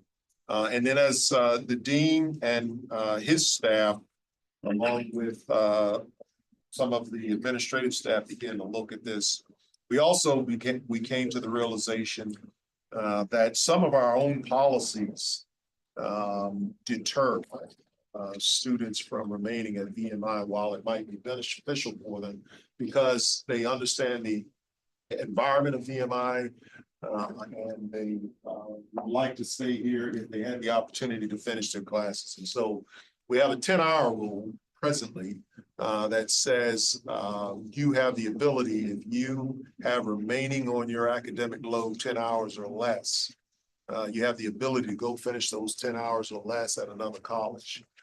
If you were to remain here at the Institute under our present policies, you have to take a full load, at least 12 hours. And so again, that becomes a deterrent. So I asked the dean and his staff to take a look at this to see what would be the benefits of a partial load and how it might help to retain some students who would have the ability to, rather than taking a full load when one isn't needed, to take a partial load to encourage and increase their remaining here for a 9th semester or a 5th year at VMI. And so that's the brief that Bob is going to present at the end of the presentation. We're looking to get an endorsement from the board that the work can continue on with this, that Bob would then task out to the academic policy committee to review and shape out how this will work. So here's our challenge. How do we create the additional pathway for relocation? And to add a little bit to what the superintendent said regarding our current policy. So we are a 10 semester maximum from matriculation institute. A lot of colleges are 12 semesters. We're 10 semesters. So cadet cannot remain at VMI after 10 semesters. If he or she did not finish his all degree requirements, the only way to remain is to get a waiver from me as dean and from the superintendent. Cadet right now under current policy, cadet in good standing, met all the degree requirements, is a graduate. We have standard buts and they cannot remain at VMI as a student in any way, shape, or form. Current policy, cadet must be enrolled during fall, spring, and 12 credit hours.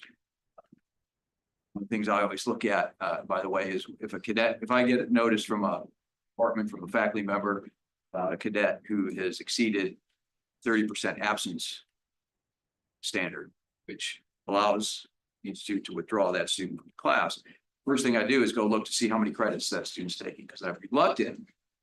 Students taking 14 hours, they drop to 11. If I withdraw them, I'm reluctant to call the commandant up that day and say, you need to send cadet so-and-so home today, not remain here. Usually I advise on that is to let the student remain, and if they're going to fail the class, they're going to fail the class, but I'm really reluctant to send a kid home. All right, so they have to be in 12 hours. And as General Wynn said, a 10-hour rule, the current rule says if you're in good standing as a cadet, meaning you've got a 2.0 in the GPA minimum in the major and overall, good standing with the commandant, you can go away somewhere else, take your remaining 10 credit hours, subject to your department head approving those courses, and then transfer them in and getting your VMI degree. By the way, you have 10 years from matriculation to complete your degree. And sometimes I had someone inquire last year who had been out for 15 or 20 years. you can complete the degree. We have someone who's graduating this fall who about 2 years out, right, but still within the 10 years. So congratulations. So that's our current policy. And that policy has changed over time. As we've worked on this, I found that back in the 60s, 70s, 80s, up until 90s, we had some different policies. There was times when we had a policy that said, hey, if you're a student that had say a concussion, and if the post physician said, this student really can't manage 12, 15, 18 hours, but can manage 6 hours, we let the student stay as 6 hours. We had a policy up until the 90s that allowed a student to complete all their graduation requirements and then raise their hand when they have to submit to the registrar, are you graduating, and say, no, I'm not want to graduate. So I don't want my diploma. I don't want to be listed as a graduate. I'm coming back and I'm going to work on a double major. I'm going to work on a minor. I'm going to work on improving my GPA. That was one of the things they could do. And that all went away in sometime in the early 90s. And so this is not, in some regards, this is not new. This is maybe back to the future in a little bit, but it did go away. At that time, there were lots of reasons. I'll get to that in a moment. So what would this look like in our current thing? We have to comply with all our academic regulations, of course, and both VMI and SCHEV, make sure we're compliant with our accreditation.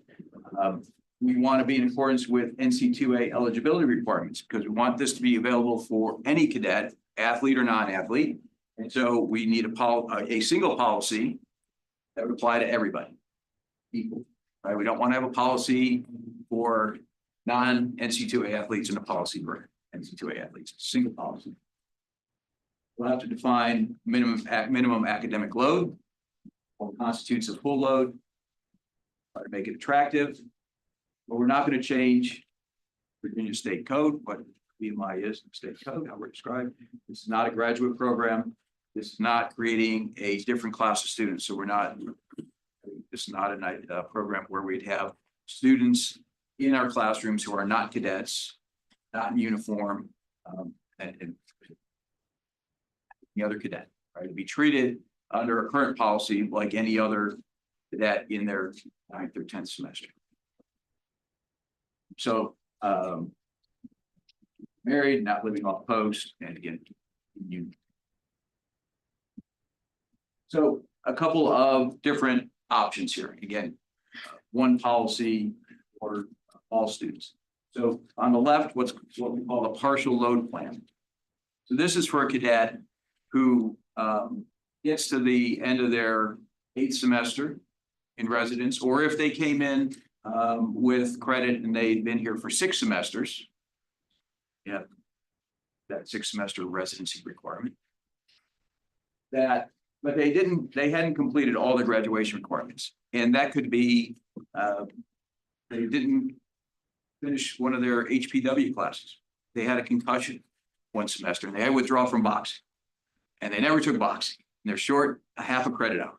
They don't graduate, right? Under current policy, they don't graduate, and they would graduate now. So it could be an academic 3 credit hour class, could be, or it could be their GPA.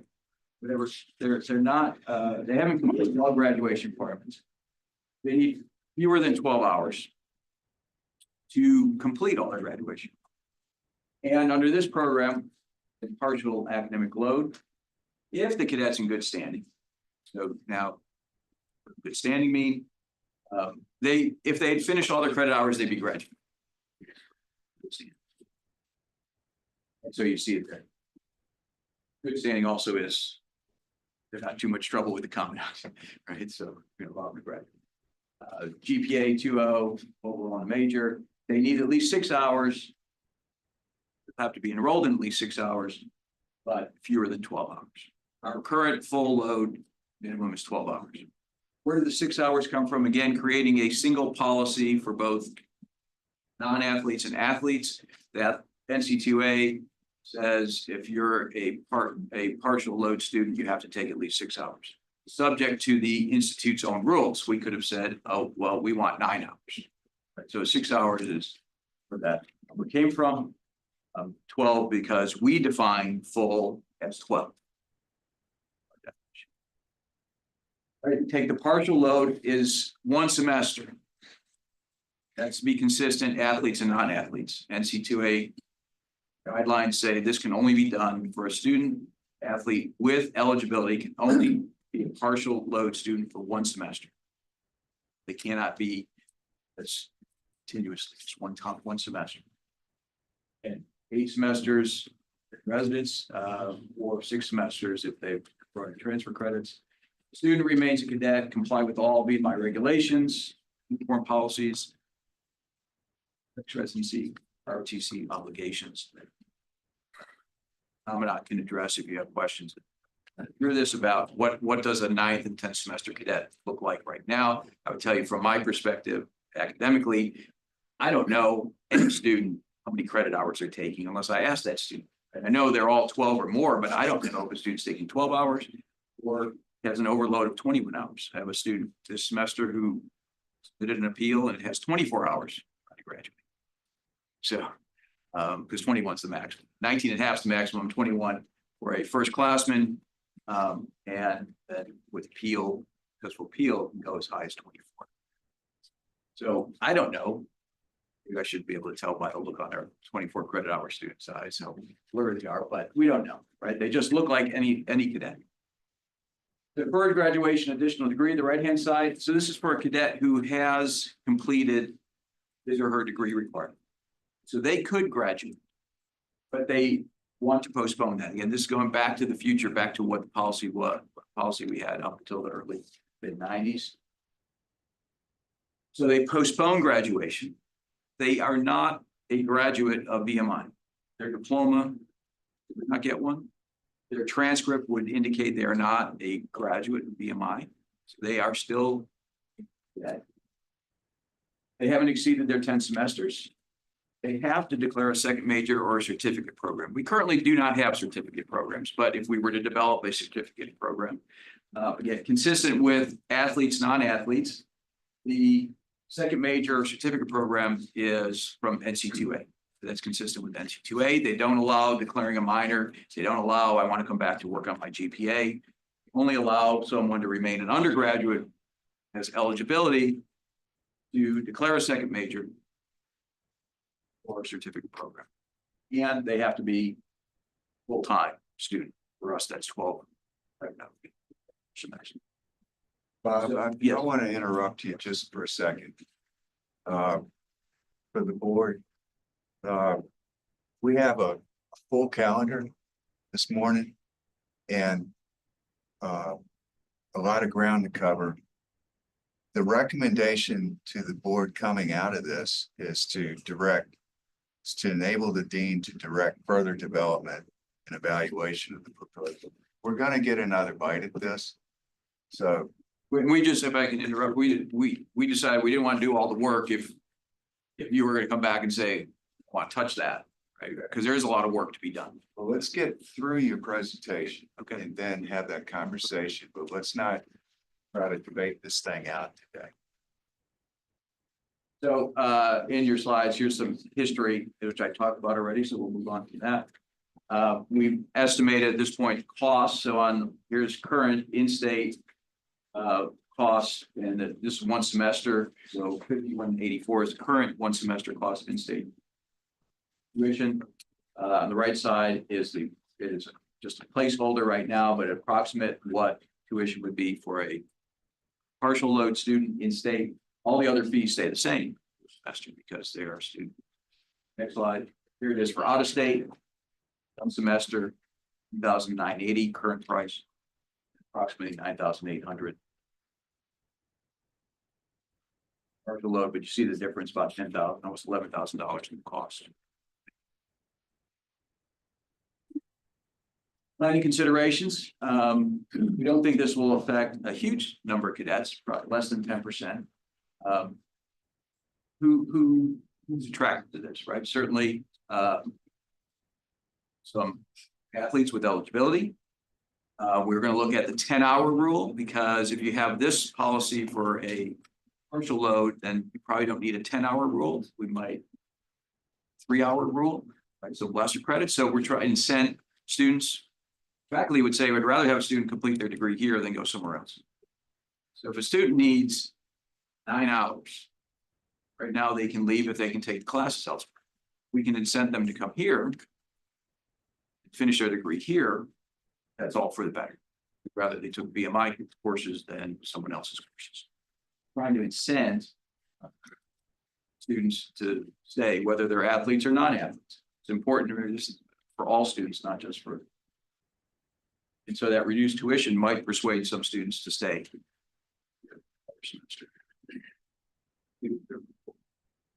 And so less likely.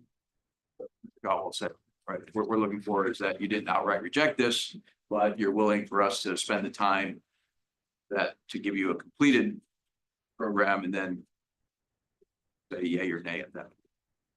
If you were going to say nay, no, at this point, we're not going to spend all the time. Other things to do. Right, so that's what. Thank you. Okay. Other people. I can't see a downside to pursuing this. Is there a downside to pursuing it? Does this stub our toe on any accreditation issues or finally any?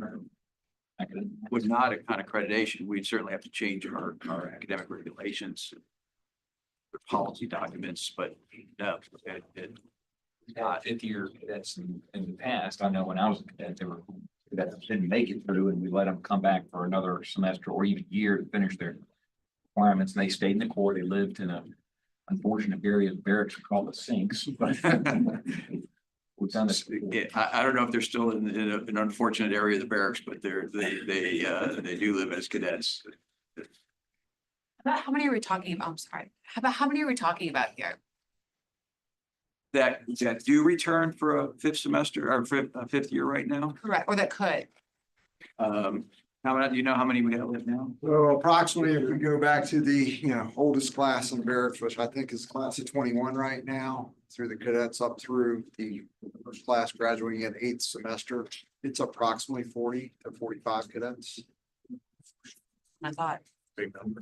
So I think it's 10%. And we'll have 5 to 25 students typically.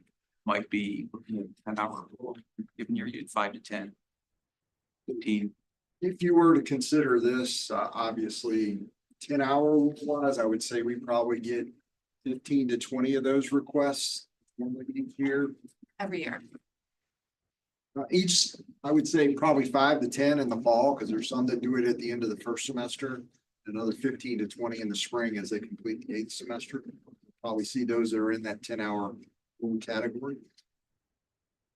And there are, from an ROTC perspective, there are certain degree programs which ROTC scholarships will extend into a 9th and or 10th semester of benefits.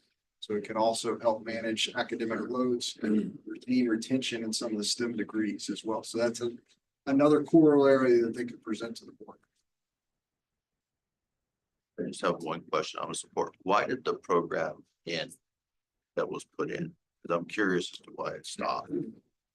I wish I had an answer to that because I've had the archivist look through the archives and he finds the change in policy, but we have not discovered any rationale. There's nothing in the minutes to tell us why. Thank you. Are there any groups internally at VMI that are opposed to this?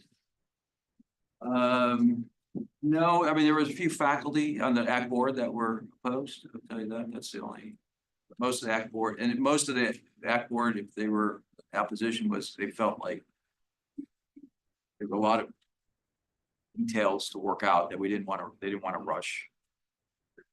And everyone understood that they would be my students. That took a lot of the first was like, oh, we're going to have cadets and civvies living uptown coming into class. And they're like, oh, no, we can't have that. But and so they'll get another bite at this too with the academic board taking it. I would bring this on the academic side to the academic policy committee and have them work through a lot of details. Find this. I think as you look at it, I guess one of the questions as you look at it is there any risk of having, because it's really coming down to allowing cadets to be not taking a full academic load. which is still the 12, which is the current policy versus going down to 6. Which really what you're looking at. So the one question that popped up was, oh, are they gonna get in trouble?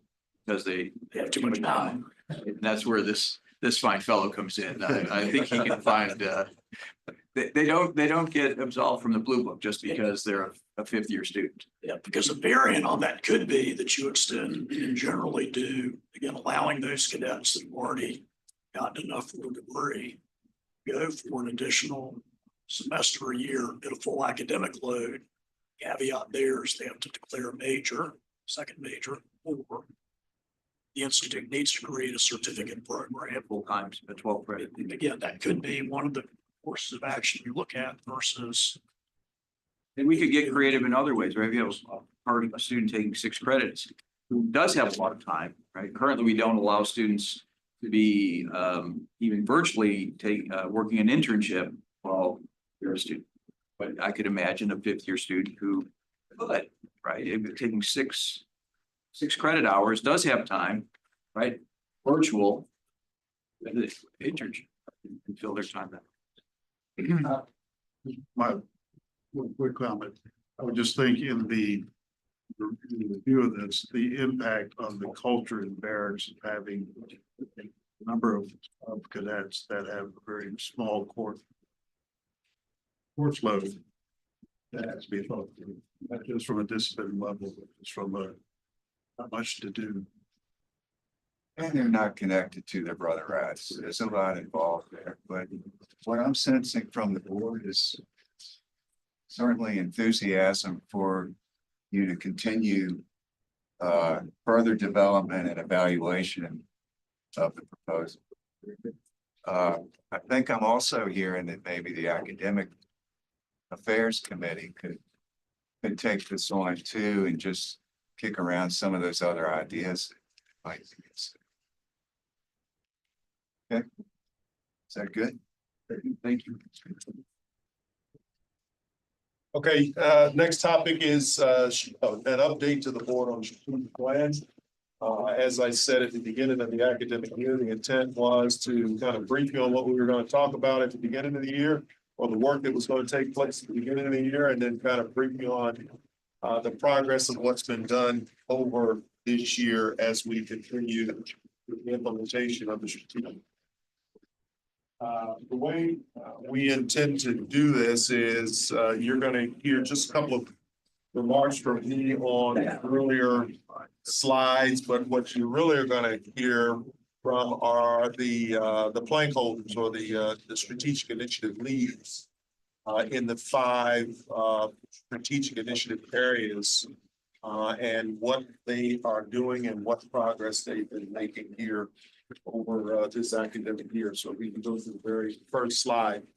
Just want to remind you of the end states that are highlighted in the strategic plan. We want to grow and retain the core at full operational capability or capacity, and that ends up being somewhere around 1,700 is what we're sized for, with the idea that with increased efforts in our admissions and enrollment processes and retention efforts, that the core size would grow closer to full capacity, which we have an ongoing capacity study for barracks occupation.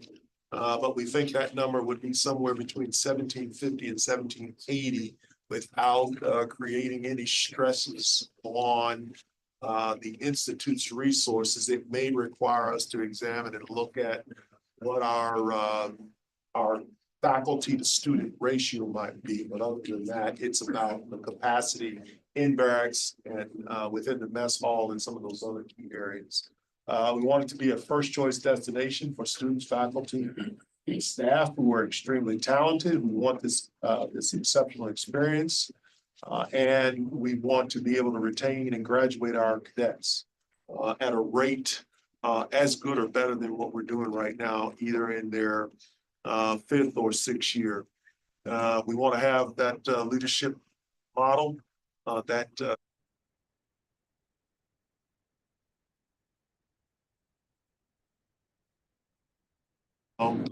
our class system, our regimental system, and the athletic component. And then the other two that you see teach our young people to think critically and act ethically and work effective on teams. And finally, just to continue to have a commitment to service, whether it be in the United States Armed Forces, where more than half of our cadets continue to take commissions to go into the uniformed services, or the likelihood or the possibility that an additional quarter of our cadets end up going into other service roles, whether it be first responders or going and working with three-letter agencies or other federal or state departments. Next. So just a couple of facts and assumptions as we continue to work through the strategic plan. These are some of the things that we believe are going to be necessary to ensure that the strategic plan can continue to move forward and come to fruition. We understand and recognize that managing the cost of tuition, the cost of an education is important. And how we do that is going to be important as we go forward, particularly when you look at the differences between in-state and out-of-state rates. We also recognize that the cost of doing business continues to increase, but we think that there's a sweet spot that we can continue to manage and operate when it comes to increasing expenses over time, where we stay and remain somewhere under those price indices that exist that we continue to track, and that our capital projects up to this point we've been fairly successful. And as we go forward, there's the potential challenge in our ability to acquire additional resources for capital projects. Continue to execute the 10-year strategic plan that's been developed and approved by the board.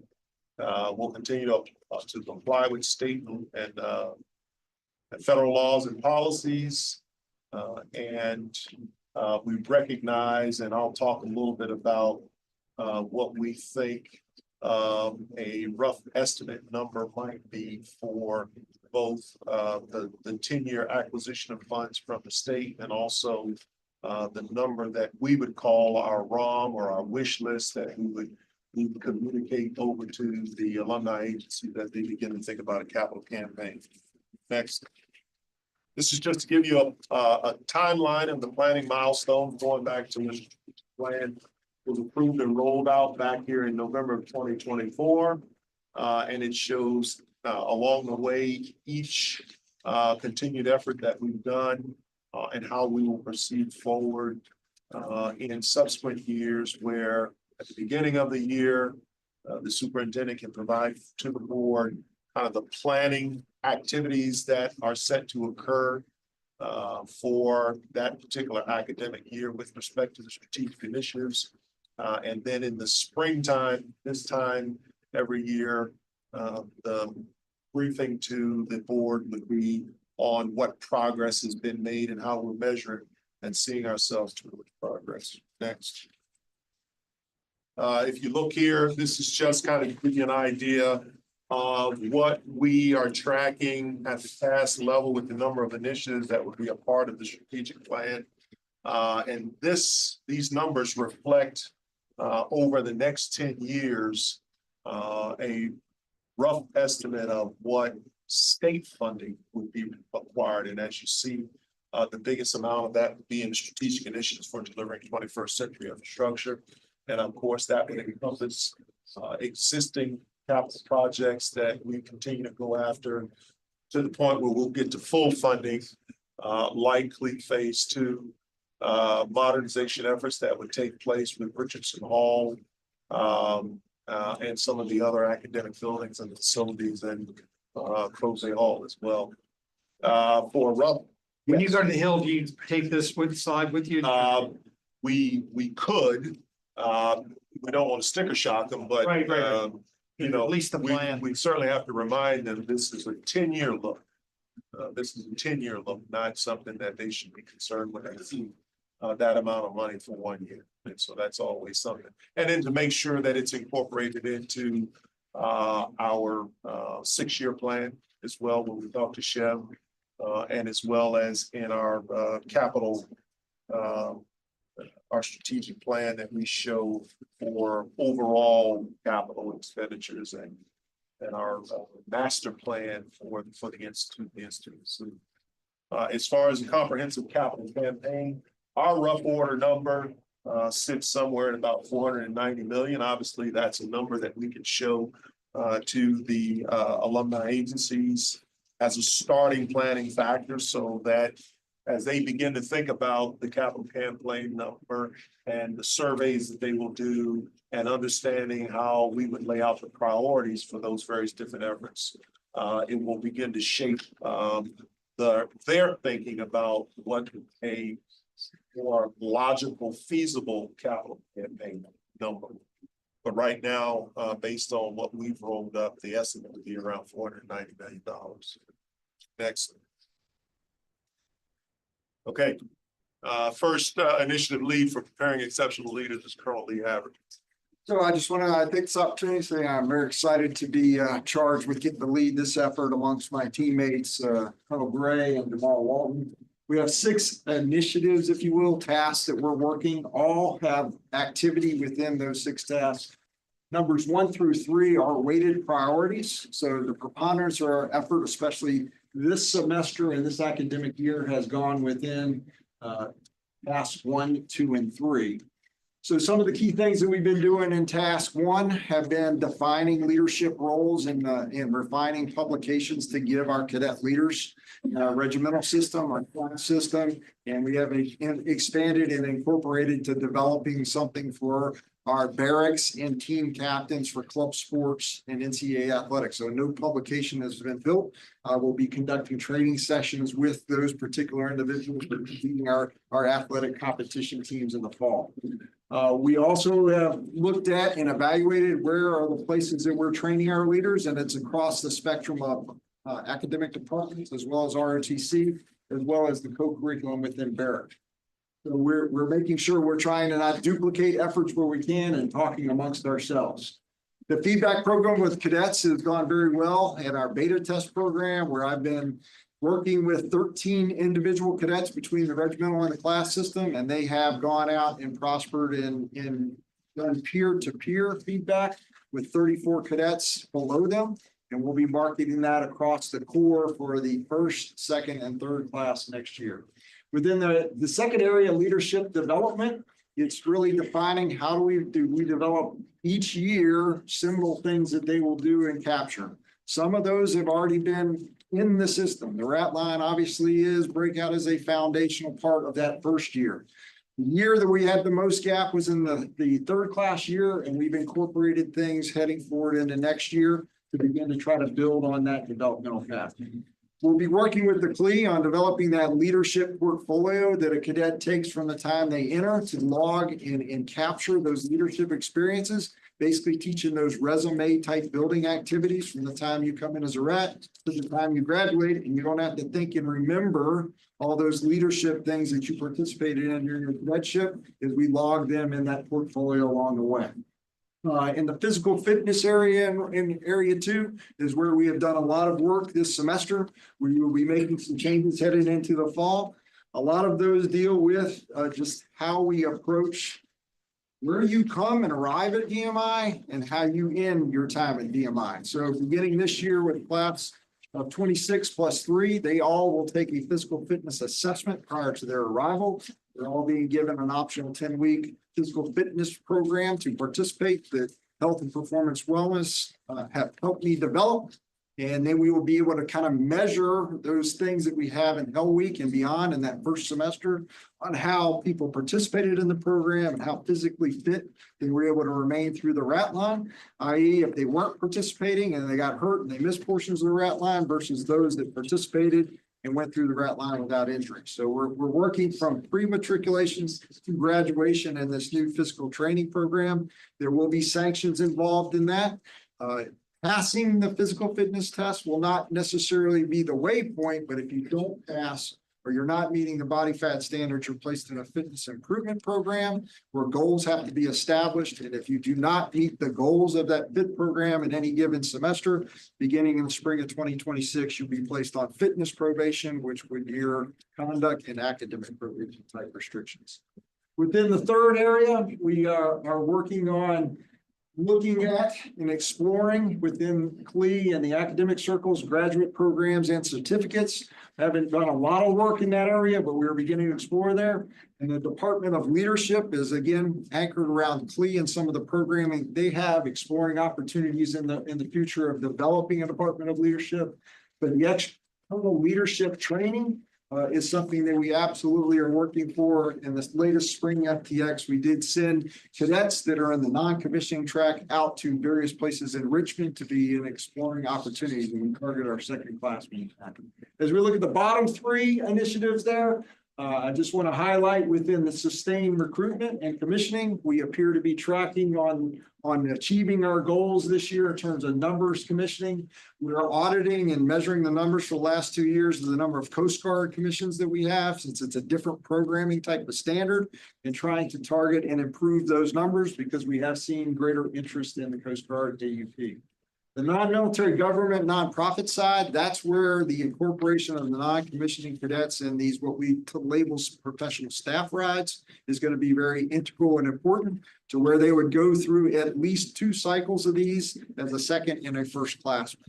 It would go on professional FTXs over those courses and semesters. As we look at area number 5, CLE has done a great job in programming over the last year of increasing the level of engagement along with our Braver Angels type discussions and debating discussions. We've seen some great improvement in that area. And then increasing the service, learning, and civic engagement opportunity. We anchor that around our spring and fall FTX periods, having our non-commissioning cadets and other available members go out into the community and internal outposts for learning, performing civic leader and engagement opportunities. Jamal and his group are working real hard, and we have added that 6th task since we gave you this briefing the last time. Jamal and his team have worked really hard focusing on what the athletic task force put before him as a charge.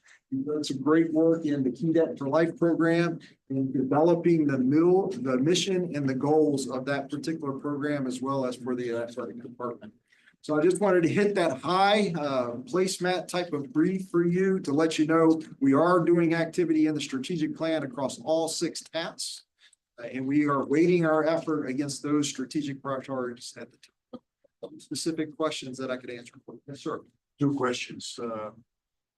This is very good, but what jumps out at me, I don't see anything about the honor code and how that translates to working outside of your VMI. So, sir, as we get into strategic initiative 3, you'll see a prevalent place for the honor code is included in that particular, the fostering esprit de corps of the corps. And the second question of the commissioning. So we're tracking about 50% plus. How does that track for the last 10, 20 years? I would have to go back 20 years, sir, but at least within the last decade, VMI has ranged typically from as low as 42% to as high as about 55%. Go back around prior to 2003, there had been a pretty significant drop in commissioning. And then going beyond 2003 up to about 2019, the numbers increasingly improved up to where they are now, somewhere around 50% plus. I think when you take into account what happens for the June graduates, and remember they get commissioned there, and add that to the ones that finish summer camp and then get commissioned, and those that go through the December graduation, track somewhere closer to about 54%. In terms of the Corps Military Affairs Committee, led by Edgar, we're covering those numbers in specific. The ROTC leads for each department will be briefing them today. If I might say one more comment, there's an optics with the alumni. When we were here, said you're offered a commission, you have to accept it. And those words have gone away. And a lot of the alumni don't look at the percentage of commission, which is fairly high. And they say, when you took that away, we're not commissioning enough people. What's the rationale of not keeping those words in? Well, sir, it's a competitive process. I can speak, having been an ROTC PAS for Air Force. is only about 65% of the people that want to commission are going to be afforded the opportunity to commission. There were cadets every year that I could not commission into the Air Force, that I had to look towards primarily the Army programming to help try to find them a path to commission. So it's a very competitive landscape. And if I were to be perfectly honest with you, I would not have qualified to commission in the current landscape. If I go back to my days graduating here in 1990, I would have been part of that 35% that did not get an enrollment allocation to continue past my second year of ROTC down in dead 80. Needs of the service play a big part in that. Right, and so right now, for example, within the Air Force, we're seeing a decrease in the numbers, while the numbers for Army and Marine Corps and Navy seem pretty healthy. Marine Corps has been very stable. The Army is overproducing right now, and I think you're seeing that in some of their budgeting priority towards scholarships. Probably the overall scholarship funding is down this year versus prior years, as they've been overproducing to Army need. Yes. Sir. Yeah, question. Is it possible for a cadet to go through their entire cadetship and never meet the body mass and the PT test requirement? You're a non-commissioning cadet. The goal is to work towards them not doing that, but there's no state code requirement beyond taking ROTC, the ROTC credit requirements, but there's nothing in code. Nothing in current laws that says you must pass a physical fitness test or the body fat standards. Okay. My goals are to obviously drive people towards greater health. Working with Dallas and his team on trying to find funding to get a full-time nutritionist here, and that will be part of our fitness improvement program. No, that's great. And the only other question is boxing, wrestling, that's still a requirement? Boxing and swimming, to the best of my knowledge, I'm looking to the dean to help me out if he's still here. There's still requirements, boxing. Wrestling is not boxing. Boxing and swimming go off. Yes. Those are two requirements. Yes, ma'am. So when do you send that fitness piece out to the? So working with Ms. Escom and her team, we have that coming out within the next couple of weeks. We have talked through the things that we need to do. I wanted it to get out to them this month because most schools will have the opportunity to have that proctored administration through about mid to late June, depending on what school system across the nation that it is. So we are getting it out in the next couple of weeks.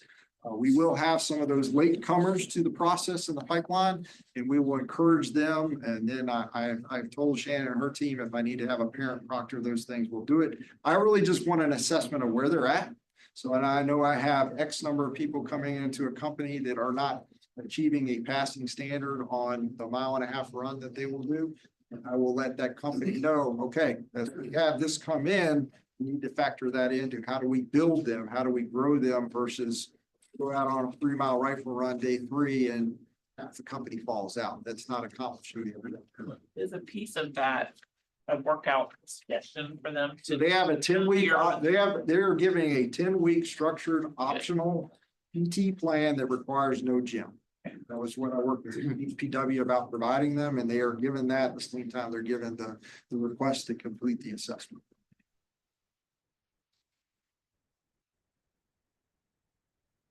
Very much. Next up is Dean Moretti under Initiative 2, Strengthening Academic Excellence.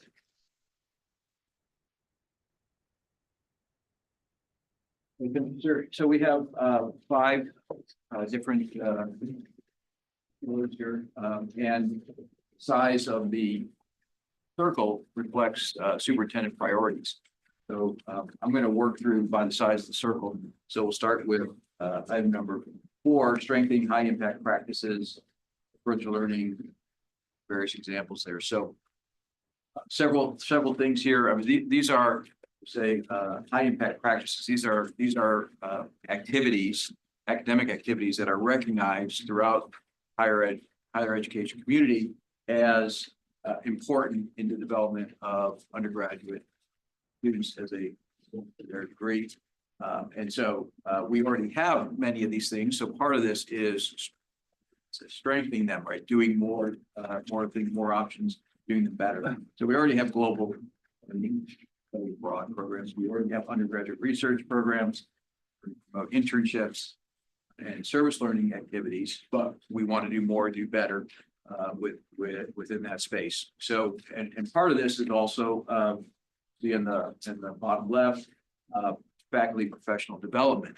So we already have faculty professional development programs, but again, we want to do more and better. So our development programs currently for faculty focus on scholarship.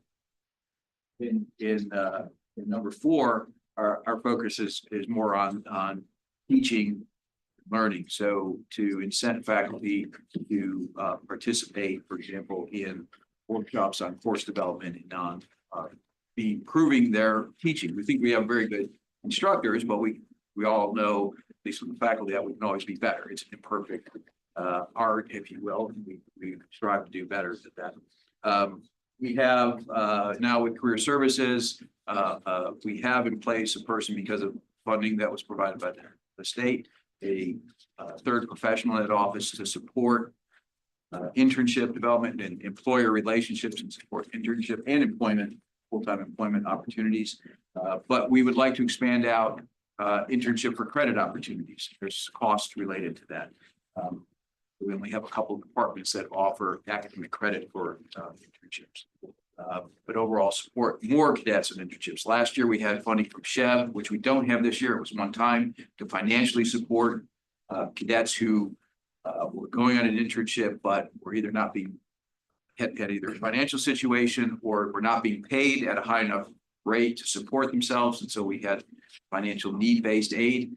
That was one time from SCHEV, so we don't have that this year. We'd like to expand out have more global education programs. Most of our cadets study abroad in the summer, but I want to look at how we expand a semester abroad, maybe with 5 faculty leading programs in the regular semester abroad. More scholarship dollars to support cadets. Again, there's a big financial cost, especially in the summer. Those programs in the summer cost anywhere from $5,000 to $9,000, and for many families, that's just not feasible. And then we're always looking at how do we make undergraduate research more opportunities for more students. We typically have 100 or more every year involved, but it's a great learning opportunity. Number 1, develop effective pedagogical approaches, promote academic engagement, academic achievement. So here you see a Center for Teaching and Learning. So we have the Miller Academic Center, which is really about supporting cadets to help them become better students. What we don't have is the other side of the coin on teaching, learning, which is helping the faculty become better instructors. So if you think of education as those 2 pieces, again, I would argue we have very good instructors. Can always be better. There's ways we can be better. So one of the components of number 1 is to set up a Center for Teaching and Learning and staff that with the correct experts and really bring the Miller Academic Center and this learning center, teaching learning center together, because again, they work on the same challenges, but coming from different directions.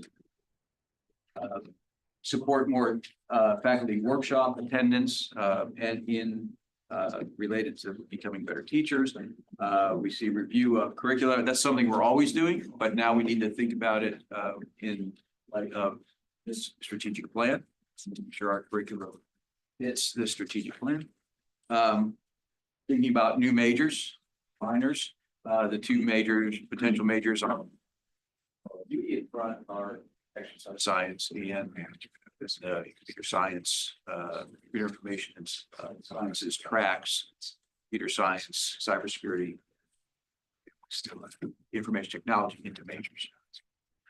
And then one of our challenges, and we're not alone, every school faces this, is how do you get good information from students about course instruction, right? So every end of semester, we have a course evaluation system that we ask cadets to complete.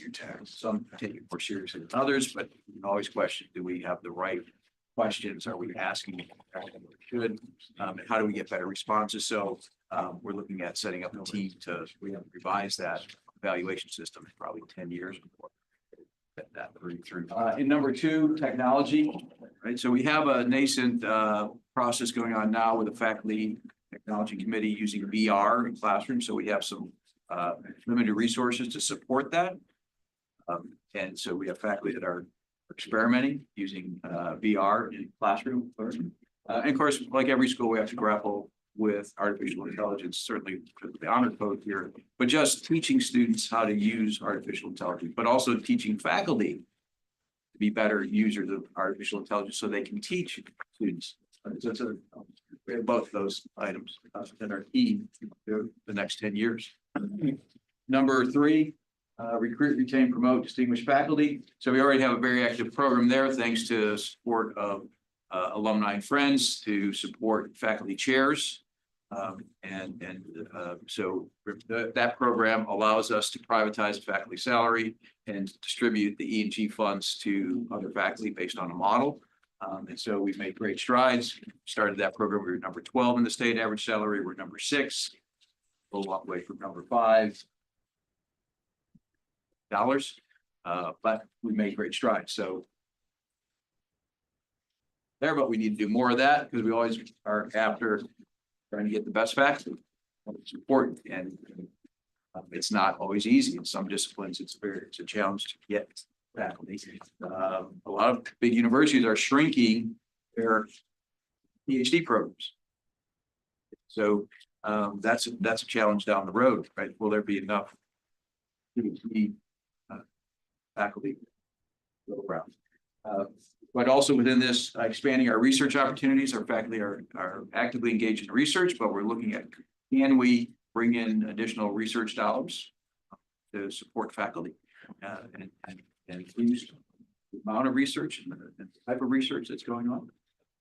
And then some additional dollars for what we call faculty postdoctoral appointments. The idea here is it might be energizing to a department to bring in some brand new PhD who's full of ideas and great research and come in for a couple of years and do a department and just be part of that department, teach classes, scholarship, and then move on, right? Big universities do this routinely, postdocs. We've had it just limited for teaching postdocs in the math department, but there's no rule that says an undergraduate only school can't have summer programs. And so there'd be resource needs for that. And finally, number 5, enrich leadership development model for academic contributions. So looking at undergraduate certificate programs, we got a little bit of that going on now in the CIS department because it's readily available in the cyber realm. Getting, you can think of software coding type certificates. And so looking more at that. And then we've done a little bit of work in the graduate space. There's a lot of questions about that, of course. Not the least of which is what does VMI want to be? But there's the nuts and bolts. What would the program or programs be? How would they be delivered? Who would deliver those? Would they be virtual? Would they be physical? And so there's a little bit of work that's been done in that space. We've had some analysis done by Hanover Research. We've done some internally on trying to come up with cost estimates, but a lot more to do there. And again, obviously a very important question for this group, which would be, do you want to go down that road or not? But a lot of questions to answer first before we come to you and say, this is what it would look like. Any questions? Yeah, Teddy said, the academic affairs committee can talk more about the partial load 5th-year plan, but it seems to fit nicely under item 4. It seems to enhance cadets' ability to change majors or add a double major and enhance their academic experience. Talk about that there. Thank you, Rick. All right, next up, Lee Havard, Initiative 3, Foster Student Board. All right, so we have 5 tasks in this category, 4 that we briefed you on last time, a 5th that we added that applies to the regimental and pipe band. I'm going to hit a very high level in the interest of time today, but Steve, if you have a question, hit me up at the end of my comments. So the primary effort in this area has really been in number 1 in the honor code portion, and honor court training is a relevant part of that, and working with both within the court and the court external and how they go about training. Emphasis areas for them in the coming year is more timely to our faculty, especially new faculty, as well as not just focusing on the rats in terms of the rat training, but also reemphasizing to whole Corps some of the common trends that the court is seeing amongst their activity. As we pivot into cultural competency, we have had 2 foreign visits, one from the Thailand folks in the Philippines, and it's trying to improve our global education engagement footprint with schools and foreign cadets coming to us, as well as increasing opportunities for our cadets to engage with people from different cultures, whether it's in internship, whether it's study abroad, types of activities. Dallas talked to a lot about what we've been working on in the employer of choice. That's where a lot of the compensation studies and how we are keeping pace with our competition within Virginia. The establish a culture of giving back and belonging to the VMI community. I think we've improved and built upon with the alumni agency some of the activities and strategic engagements that we've been doing over the past fall. And I look forward to working with Mr. Krasnecki a lot more in that realm. As we get into experiential learning, we've made a targeted effort to try to get our cadets and faculty out to more of these engagements. I will finish on kind of the regimental band side, and we added this prior to having a new band director. We have charted a path that this provides us a great opportunity to put VMI in those places external to the state of Virginia as what is representative of VMI, and that's a professional sound and professional image. So we have a lot of plans to try to increase the professionalism of the band, the regimental pipes, and to put them in strategic markets, which will help benefit gain working with strategic enrollment. So it's using the band as a key recruitment tool, providing them the resources to do so. And then I'll be working with the alumni agency to posture them to sustain this effort. And we have to start figuring out endowment to be able to, one, recruit musicians and not just it's a pickup game when they come to matriculation. So providing some tools to the band to go out and find the right musicians, and then working with the dean to try to provide some type of academic credit for your participation in the band as well within the elective category. So those are areas that we're exploring, working with the dean and the alumni agency. Dallas was great with me on helping me with some of the savings we've generated over the course of this year to recapitalization to both the regimental band and the pipe band. And we have purchased all new instruments, and they are on the inbound sortie, and we will look good this fall, first parade. Pitting your questions, that's all I have from Strategic Initiative 3. Thank you very much. Thank you. Next is Initiative 4, Recruit Top Cadets Boost Success. Shannon Escom. To mimic Lee, I'll keep this short and sweet just so we have plenty of time to finish this morning. Top priorities is focusing on the culture of intentional recruitment and retention, getting that core size back up, and not only just recruiting classes, but stabilizing the core as well. Coordination of all marketing efforts. We want to be strategic. We want to have a partnership post-wide, make sure our messaging is consistent, and that it's targeting and sending the right message that we want to our future cadets and our families. We're also deploying a new website, so that is actually underway as we speak. So that'll be a big thing. That's one of our top recruitment tools. And so a new website, new look, that will be, I don't know what the timeline is on that, but coming soon. And then, of course, as we've talked overall the last few years, the affordability and that return on investment, we need to have a focus of that return on investment with our marketing on that and expanding tuition assistance, looking at ways that we can help get those out-of-state kids here. Then also making sure we're selling the reason and the value of attending VMI. Why is a VMI degree so important and what do you get from it? We haven't done a great job with that messaging, so we're going to help improve that. Developing a comprehensive retention, persistence, and graduation plan. So coordinating of those retention efforts. We have the software that's been procured that we're working on implementation for. Looking at STP and how we can better improve STP functions under Colonel Timmy's and what he's doing right now, and then for future projects. And then shifting gears to number 3, ensuring the appropriate staffing for the growing mental and physical needs of our core. And as was mentioned, looking at nutritionists, looking at care teams for those that might be struggling, and then also looking at athletic training for care needs. So all of these 3, there's something happening under each one of them. So we have moving portions.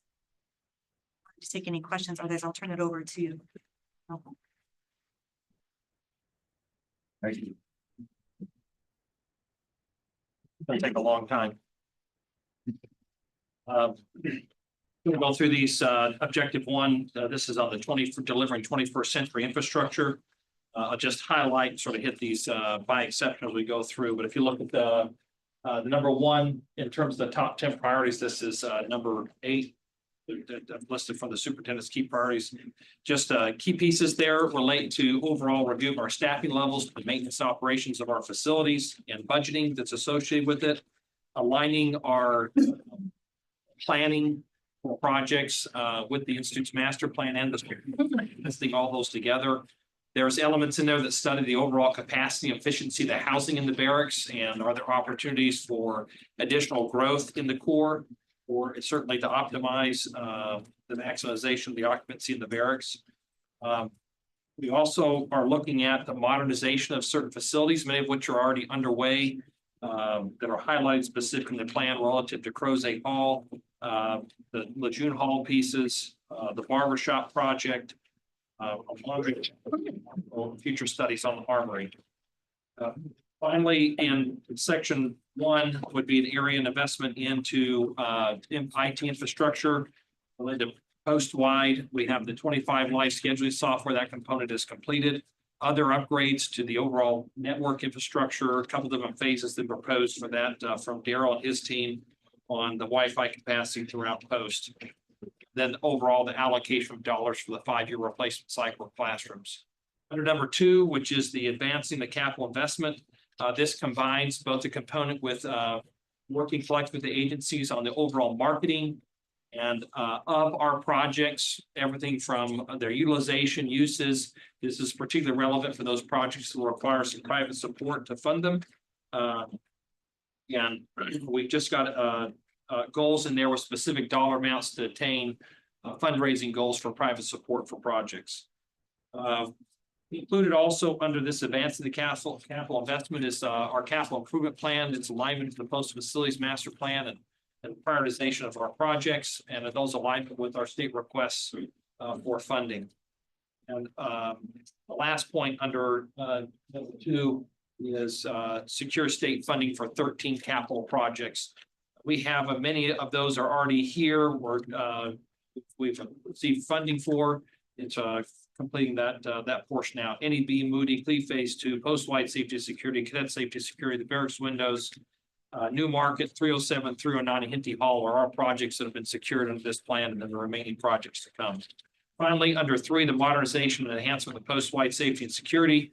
The highlights there relate specifically to upgrades to the infrastructure. Some of that will take place with the NEB and the Cadet Safety Security projects.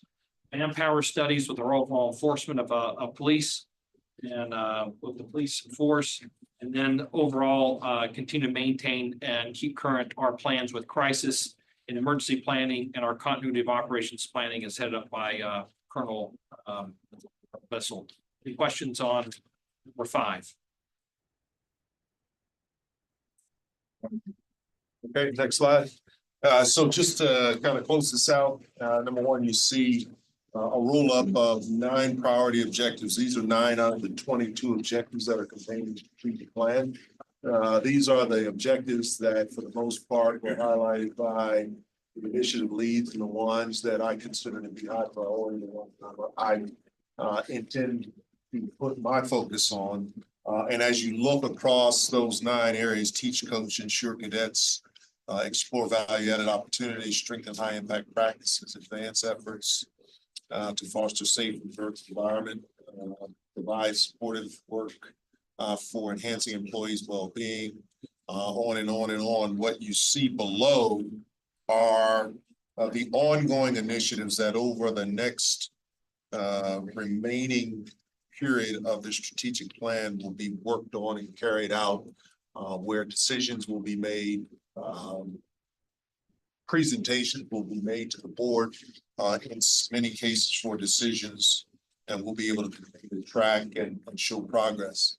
A lot of these initiatives, I just want to reemphasize, actually were thought in terms of how they can do things to help create additional buckets for the Institute. When we talk about buckets, we're talking about other revenue sources that would still enhance our method of education, our academic program, and still allow us to do things consistent with the fundamental nature of VMI.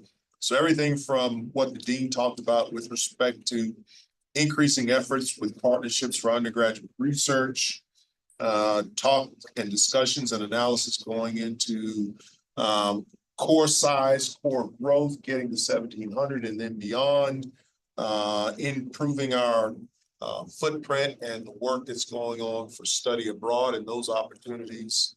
And then any efforts and work that we might pursue with respect to starting a program that has a certification, continuing education, and or leading to a graduate program are all intended to create opportunities for possible increases in revenue. So the next slide is just a summary to let you know, I think the since 2024 rollout, the strategic plan is working. A lot of work has been done by this team, a lot of very good work. If the decision is to continue on this path, it certainly brings about transformational change for the Institute. It's intended to be a 10-year plan, although with the process that we've established and the metrics that we will work, it will allow for perpetual, consistent reviews and making decisions about what works, what doesn't work, and what will solidify itself over the next 10 years as part of our efforts. And then I talked about rough order of magnitude funding. So the next step is to sit down and work with alumni agencies to talk about what those numbers look like and how strongly they're tied to efforts that would require either private funding or state funding, and begin to come up with a strategy on how we'll work that over the next few years. So subject to any questions, that concludes the brief on the strategic plan.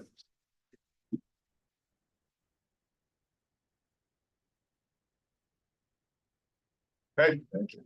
All right. Next up is Jamal, and Jamal, we gotta go quick because we are actually overtime, but we got a buffer. Well, we can go. I'm sorry. Okay. Just real quick. So when I got here, we started talking about competing to win. And I think that in many ways, progress has been made in those areas, as evidenced by the fact that in 2021, we won the SoCon championship in football, and we're a top 25 ranked football program in the FCS rankings. What I mentioned earlier about the success of our lacrosse program, 10-4 this season, having received some national rankings. The performance of our baseball team over the last couple of years under the leadership of Sam Roberts, and the work that's been done by the task force to continue performance of our athletes individually and collectively, some athletes and coaches being recognized for either SoCon Athlete of the Year or Coach of the Year. These are all evidence of progress in athletics. What I will remind everyone is we still remain the number 9 funded athletic program in our conference and probably in our conference as well. So the question is, with the success that we've achieved just by making modest changes to help us compete to win, how sustainable does it become? How sustainable does it become if we remain funded at the 9th level of athletics? And how much further will we fall behind in our funding to ensure that student athletes have a first-rate experience over the course of their cadetship? Cadets that we are bringing into our programs athletically are student athletes. They're performing exceptionally well in the classroom. They are huge benefits to the Institute in that they contribute to the diversity of the Institute. They represent the Institute very well as ambassadors. And so that's something that I will continue to emphasize, that I think we should focus our efforts on seeing, as we talk about capital campaign, what we can do to better enhance those experiences. So Jamal. Sir. Robert Virginia Mill. All right, as as Colonel Havard touched on, in the strategic plan, the VMI strategic plan, we have an athletic operations plan that we're building right now. The last time I was in front of you, we had core values, and you can see where they are now. But we also are building a mission statement. So we just put that together. We have a working group comprised of cadet athletes, coaches, and staff. We are almost at a point where we're finishing up our vision statement. We're sending this information out and having everyone in the athletic department vote on this. So we're really excited about that. But areas of focus is really going to be the meat and potatoes, as we're talking about objectives, KPIs, things that we want to accomplish. Those are the things that are going to go into this operations plan. So we are developing this right now. I'm excited about it because, as General Wynn said, this is a great opportunity to continue to elevate what we're doing from an athletic standpoint, but also from a VMI standpoint. So we'll go to the next slide. In terms of winter and spring highlights, Leigh Armstrong was named the SoCon Most Outstanding Female Track Performer. We had some success from a wrestling standpoint. Josh Evans and Braxton Lewis were really close to getting to that third as far as placing. Swimming and diving, tied for the most wins in a single season, most wins in a single season, and most wins in a season for the men. So Coach Stacker's done a great job trending in the right direction in terms of progress. And we are hosting the America East Championship again, but we had an opportunity to do it the past couple of years. So we have some great facilities where people want to come to us.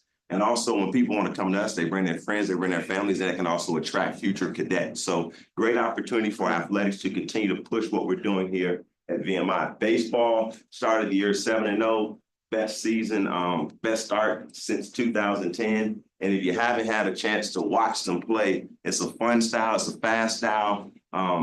We're leading the country in stolen bases, and we have 2 players in the top 5. So it just shows you we have a unique style that makes us very, very competitive. And we had a new revenue opportunity that we put together. We went down to Hampton, a couple of days ago and played in the inaugural Peninsula Classic. We won the game off of a walk-off home run, and it was just a really exciting opportunity. We worked with Shannon, have prospects there, and we also work with Ed to have alumni there as well. So another great opportunity to just drive revenue, but bring people together. Coach Byler is doing a great job again from a Coach of the Year standpoint. This is his 2nd consecutive year doing that. In water polo, Coach Montenegro had her best overall season, and she's been with us for 5. So continuing to just push things and get better. But as you can see, those are some highlights from the winter and the spring. We talked about this the last time, the Cadet for Life program, transformational programs with 3 specific pillars: correct character and personal development, community service and citizen soldier development, and career and professional development. And as you can see, these were some of the things that we wanted to work towards for 25 and 26. Go to the next slide. We had a chance to do to the left. We went to local elementary schools and had a chance to read to the kids for National Read Across America Week. That's something that we talked about and we got it done. We had an opportunity to bring in Mr. Steve Cannon with the help of the CLE to talk about professional development. And Mr. Cannon is one of the top in the sports and entertainment industry. So it was a great opportunity for him to get on post. He was a West Point grad, so that was really unique as well. And he was a wrestler. So a lot of connections, and it also was an opportunity for not just cadet athletes, but for the Corps to get to know and learn some things from somebody that does some great things in their space. And then the football mentorship program, we're continuing to find ways to make sure we put those that have been through this process and been through VMI to show all of our cadet athletes how to do things the right way and continue to get better. And Coach Rocco has been awesome with allowing former athletes to come back. This is a Zoom call with one of our former players from the 2021 championship team, just talking to the football team about leadership. Next slide. So some of the new initiatives, yesterday we talked about how this place is unique. How don't do ordinary is still something that we still want to talk about. So what we did in athletics, we are providing stories each month. And if you haven't, please go to our website and read these stories. It talks about everyone's perspective in a different light. Braxton Lewis actually had a really cool story. And from a Facebook standpoint, it was the most read story that we had on Facebook. And he just talks about how, you know, being the toughest man in the room, but what his father taught him and what also VMI is teaching him. So if you haven't, please take a look at these new initiatives. And we're working with Sherry, also push these out. So it's just not seen in one area, it's seen in multiple areas. And the next slide, please. So I'm really excited about this one. So we obviously have VMI, our VMI Spider, but we're also working towards having a new logo that will be Mo the mascot. So we have a committee that's working on that. This is another opportunity to generate revenue, but it's also a great opportunity from a brand affinity standpoint to really push who we are and tell our story. So those are some cool things that we're working on. And again, we're involving the cadet athletes. We're involving those on posts. Lee Clark is someone else that we have communicated with, so we can also have this stuff in the bookstore, because there's a lot of ways that we can really create some opportunities to elevate our brand and do some things the right way. Maybe my last slide. Oh, no, okay. Compete to win. So big shout out to Andrew Deal back there. Compete to win has been something we've been doing for 3 years, Andrew, 4 years. And it's a great opportunity for the athletic department to raise funds. This was a record year from a donor standpoint, as well as a dollar standpoint. We had 174 first-time donors, and we had 5 teams that surpassed their initial goal. So again, these are ways that the Cadet Club and the donors are really providing some opportunities for us. You can see the 18th yearman, that's me. If you remember the last time we were here, we wanted to raise $25,000 for the Value Makes Impact Fund, which goes to help the department. And we raised $32,000. So I did 24 hours as a cadet, but raising the money was great, but I also had a chance to meet a lot of cadets I don't have a chance to meet. I took a class, I had a chance to connect with the faculty, and I also did something I never had a chance to do in my cadetship. I went and worked out with the powerlifting club. You know, I was a former cadet athlete. So again, ways that you can connect. I went and marched down with my, Mad Dog Delta, my company, during BRC, Colonel Bubar and the baseball team, they saw me, they were cheering me on. So again, just another great opportunity to have some touch points, which what really matters, which is the Corps of Cadets and their experience. So pending any questions, I know we have our athletics committee meeting. That's all I have. Thank you. Commandant's going to talk a little bit about some updates as it relates to core life. And obviously, I just want to hit that where we are now is over the last 4 years. There's been a lot of emphasis in training and educating the Corps of Cadets on 2 primary things: doing things with purpose and being professional in the conduct of class system, the rat line, the regimental system. A lot of that has taken a hold each and every successive year. You've seen improvements by the Corps and the Corps leaders. We are no longer just doing things kind of at the company level where leadership is often coached, taught, and mentored. There are deliberate efforts by the Commandant where he includes me in conversations with even at the battalion commander level and the regimental commander level, where coaching and mentoring goes on, such that things like lunches with the battalion commanders, so that they have a view and they have a look of not only the performance of their battalions with respect to demerits is put on their radar screen, but it's also academic performance, and it's also athletic performance and other things that with respect to being the whole of a cadet, as opposed to just focused on some narrowly defined areas. So Commandant's going to talk about that. I'm sure there's a couple of discussion points that can occur, but you go ahead. Yeah, so I'm happy to report, I think we are still trending upward in demerits. Again, we talked about that last time. So I do feel we're going to finish this spring higher than we finished the spring a year prior. I do think that we are also seeing some changes in behavior. I reported, I thought we saw a tipping point towards the middle of last semester. Now, having been another full 3 demerit periods into this semester, I think we're in the right territory. Yes, sir. For clarity, you say trending upward in good performance, not in total numbers of demerits. Well, I think the demerits is the standard. We're consistently enforcing the standard across the core, but you see more of the core that we're at the non-performing perspective coming back to the norm of performance. And one of the strategies I talked about last time was the suspension placed in abeyance system, where 20 cadets we placed into that. Of those 20 cadets, 3 have been suspended this semester for exceeding their demerit limit. I have 1 that is going to be put up for suspension, who has recently passed theirs, and I have 1 more that's still trending in the wrong direction. I have 15 of that original 20 that I'm confident will be off of conduct probation at the end of the semester, which means they're below their demerit limit. And the demerit limit they were given was below the old cadet. It was 70 demerits, which is below 75 for conduct pro. And for new cadets, it was below 80 demerits, that was 79 level. Along that line, I've also worked with Jamal to try to outreach and influence and try to bring the commandant staff and the athletic department together.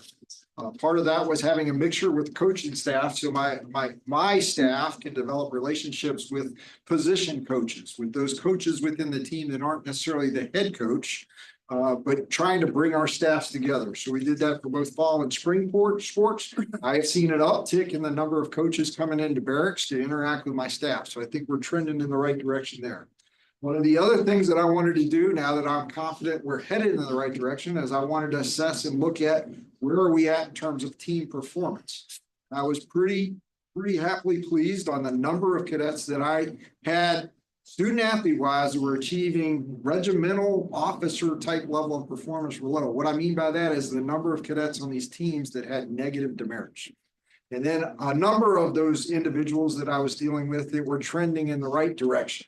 So I got with Jamal about getting out and going to actual teams and talk about an ambassadors club and a bounce back club. And to fit into those categories, the ambassador club was me recognizing in front of their peers, if you're looking for somebody to emulate behavior, here are the people, recognizing them in front of their peers. For those that have changed course and are headed in the right direction, are now meeting standards, I wanted to recognize and reward that achievement publicly. So those that had historically in excessive demerits above 100, in one case, I had a kid through the 3rd demerit period that had never had at the end of the semester below 130 demerits. He's at 19 as we headed into the 4th demerit period. What changed? I have been there.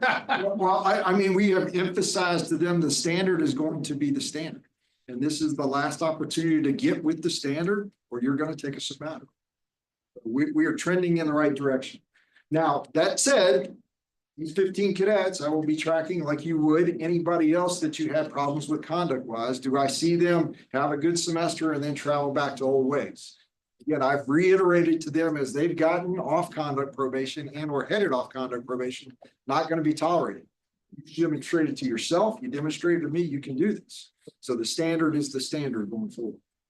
The final thing is that opportunity of which even in my own time as a cadet, sometimes when you get into academic and or conduct quicksand, it's hard to get out because you don't see the way out.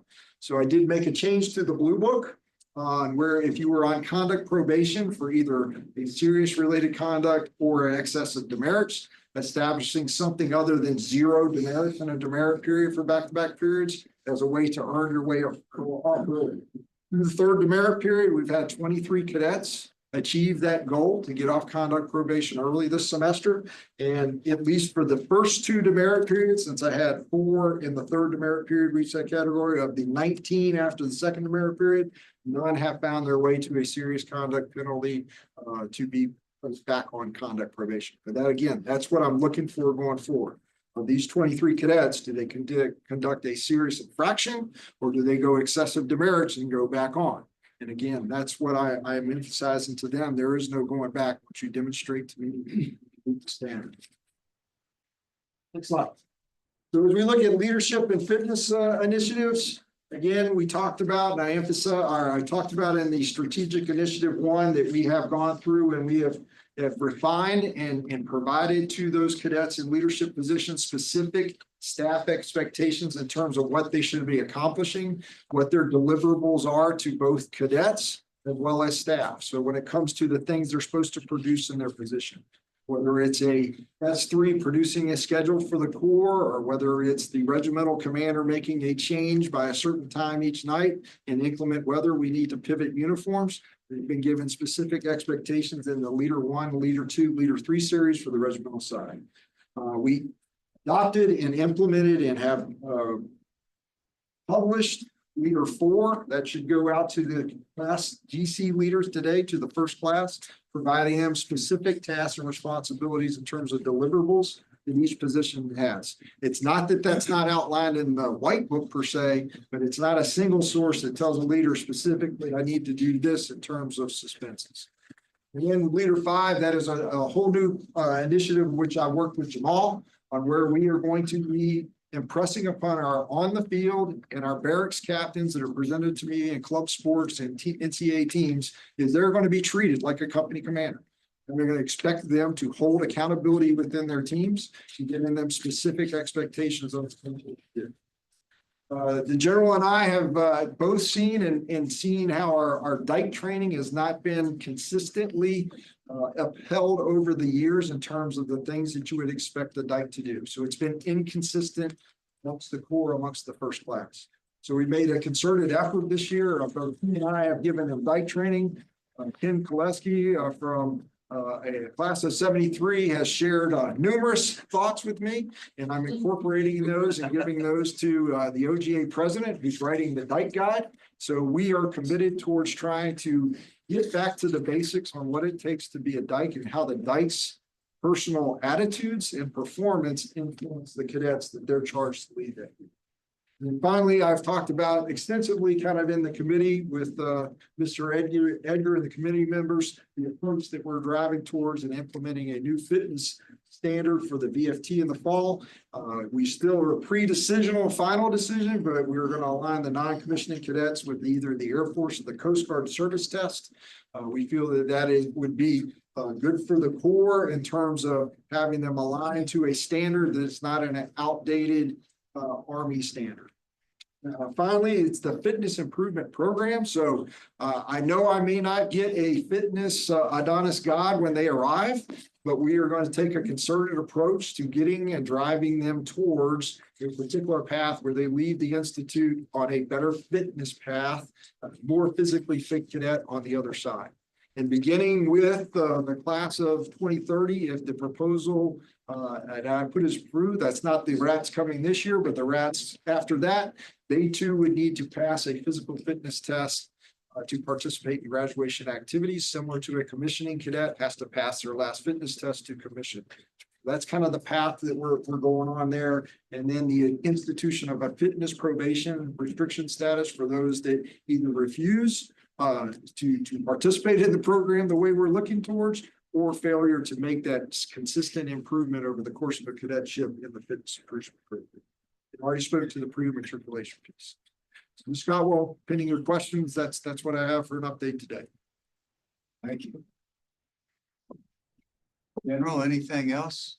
No, that pretty much completes the briefings by the Institute. So if anyone's questions. Thank you. Very good and thorough reports. Very informative. Appreciate it. Second, good stuff. Lots of hard work. Yes. I just want to flag an item because it relates to a discussion this afternoon. And General Wynn's included in his team a dear colleague letter from the Department of Education and our materials, and I'm not sure if everybody's had a chance to see that, relating to race in higher education. And I know, as was reported back in January, that General Wynn's and his team were looking at the effects of the executive orders, what they might have on the Institute. I think at one point we were awaiting guidance from Richmond. We've since, not just us personally, but all the universities in the Commonwealth received a letter from the Secretary of Education, from the Attorney General, But we as a board haven't had any discussion about this to date, and so it's my suggestion that in the coming months, we have a thoughtful conversation about what we need to do to satisfy our own due diligence in this space, working with leadership to ensure that anything we're saying externally, internally to any stakeholders is consistent, that it's wholly aligned with anything we're doing, and that all of that is compliant with federal and state law, just as we would engage in that exercise for Title IX issues, or how do we comply with the CAA settlement. And so I just put that out there that I think it's an obligation of the board, as it would be in any other compliance area. Personally, and obviously I can defer to the committee chair.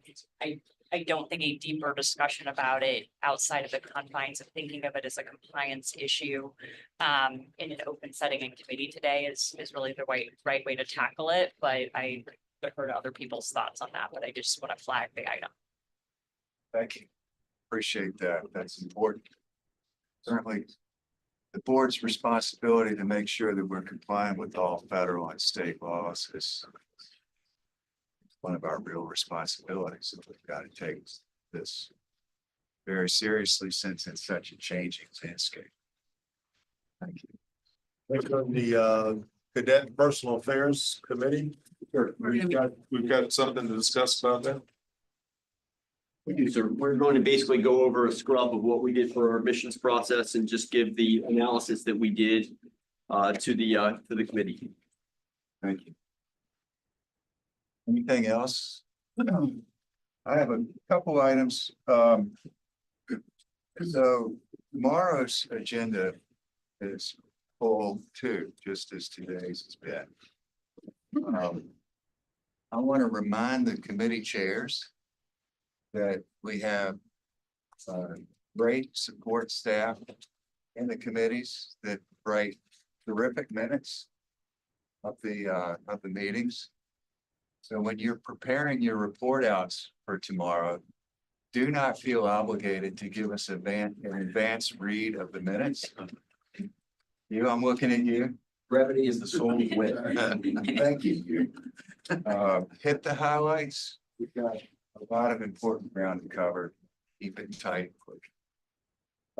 Lunch for the board is at 12 with the live stream discussion with the search committee or the search firm, Bupkin and Baker, starting at 12:30.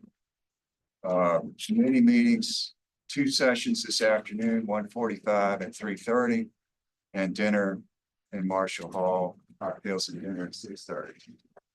Thank you. Lunch is in Marshall Hall.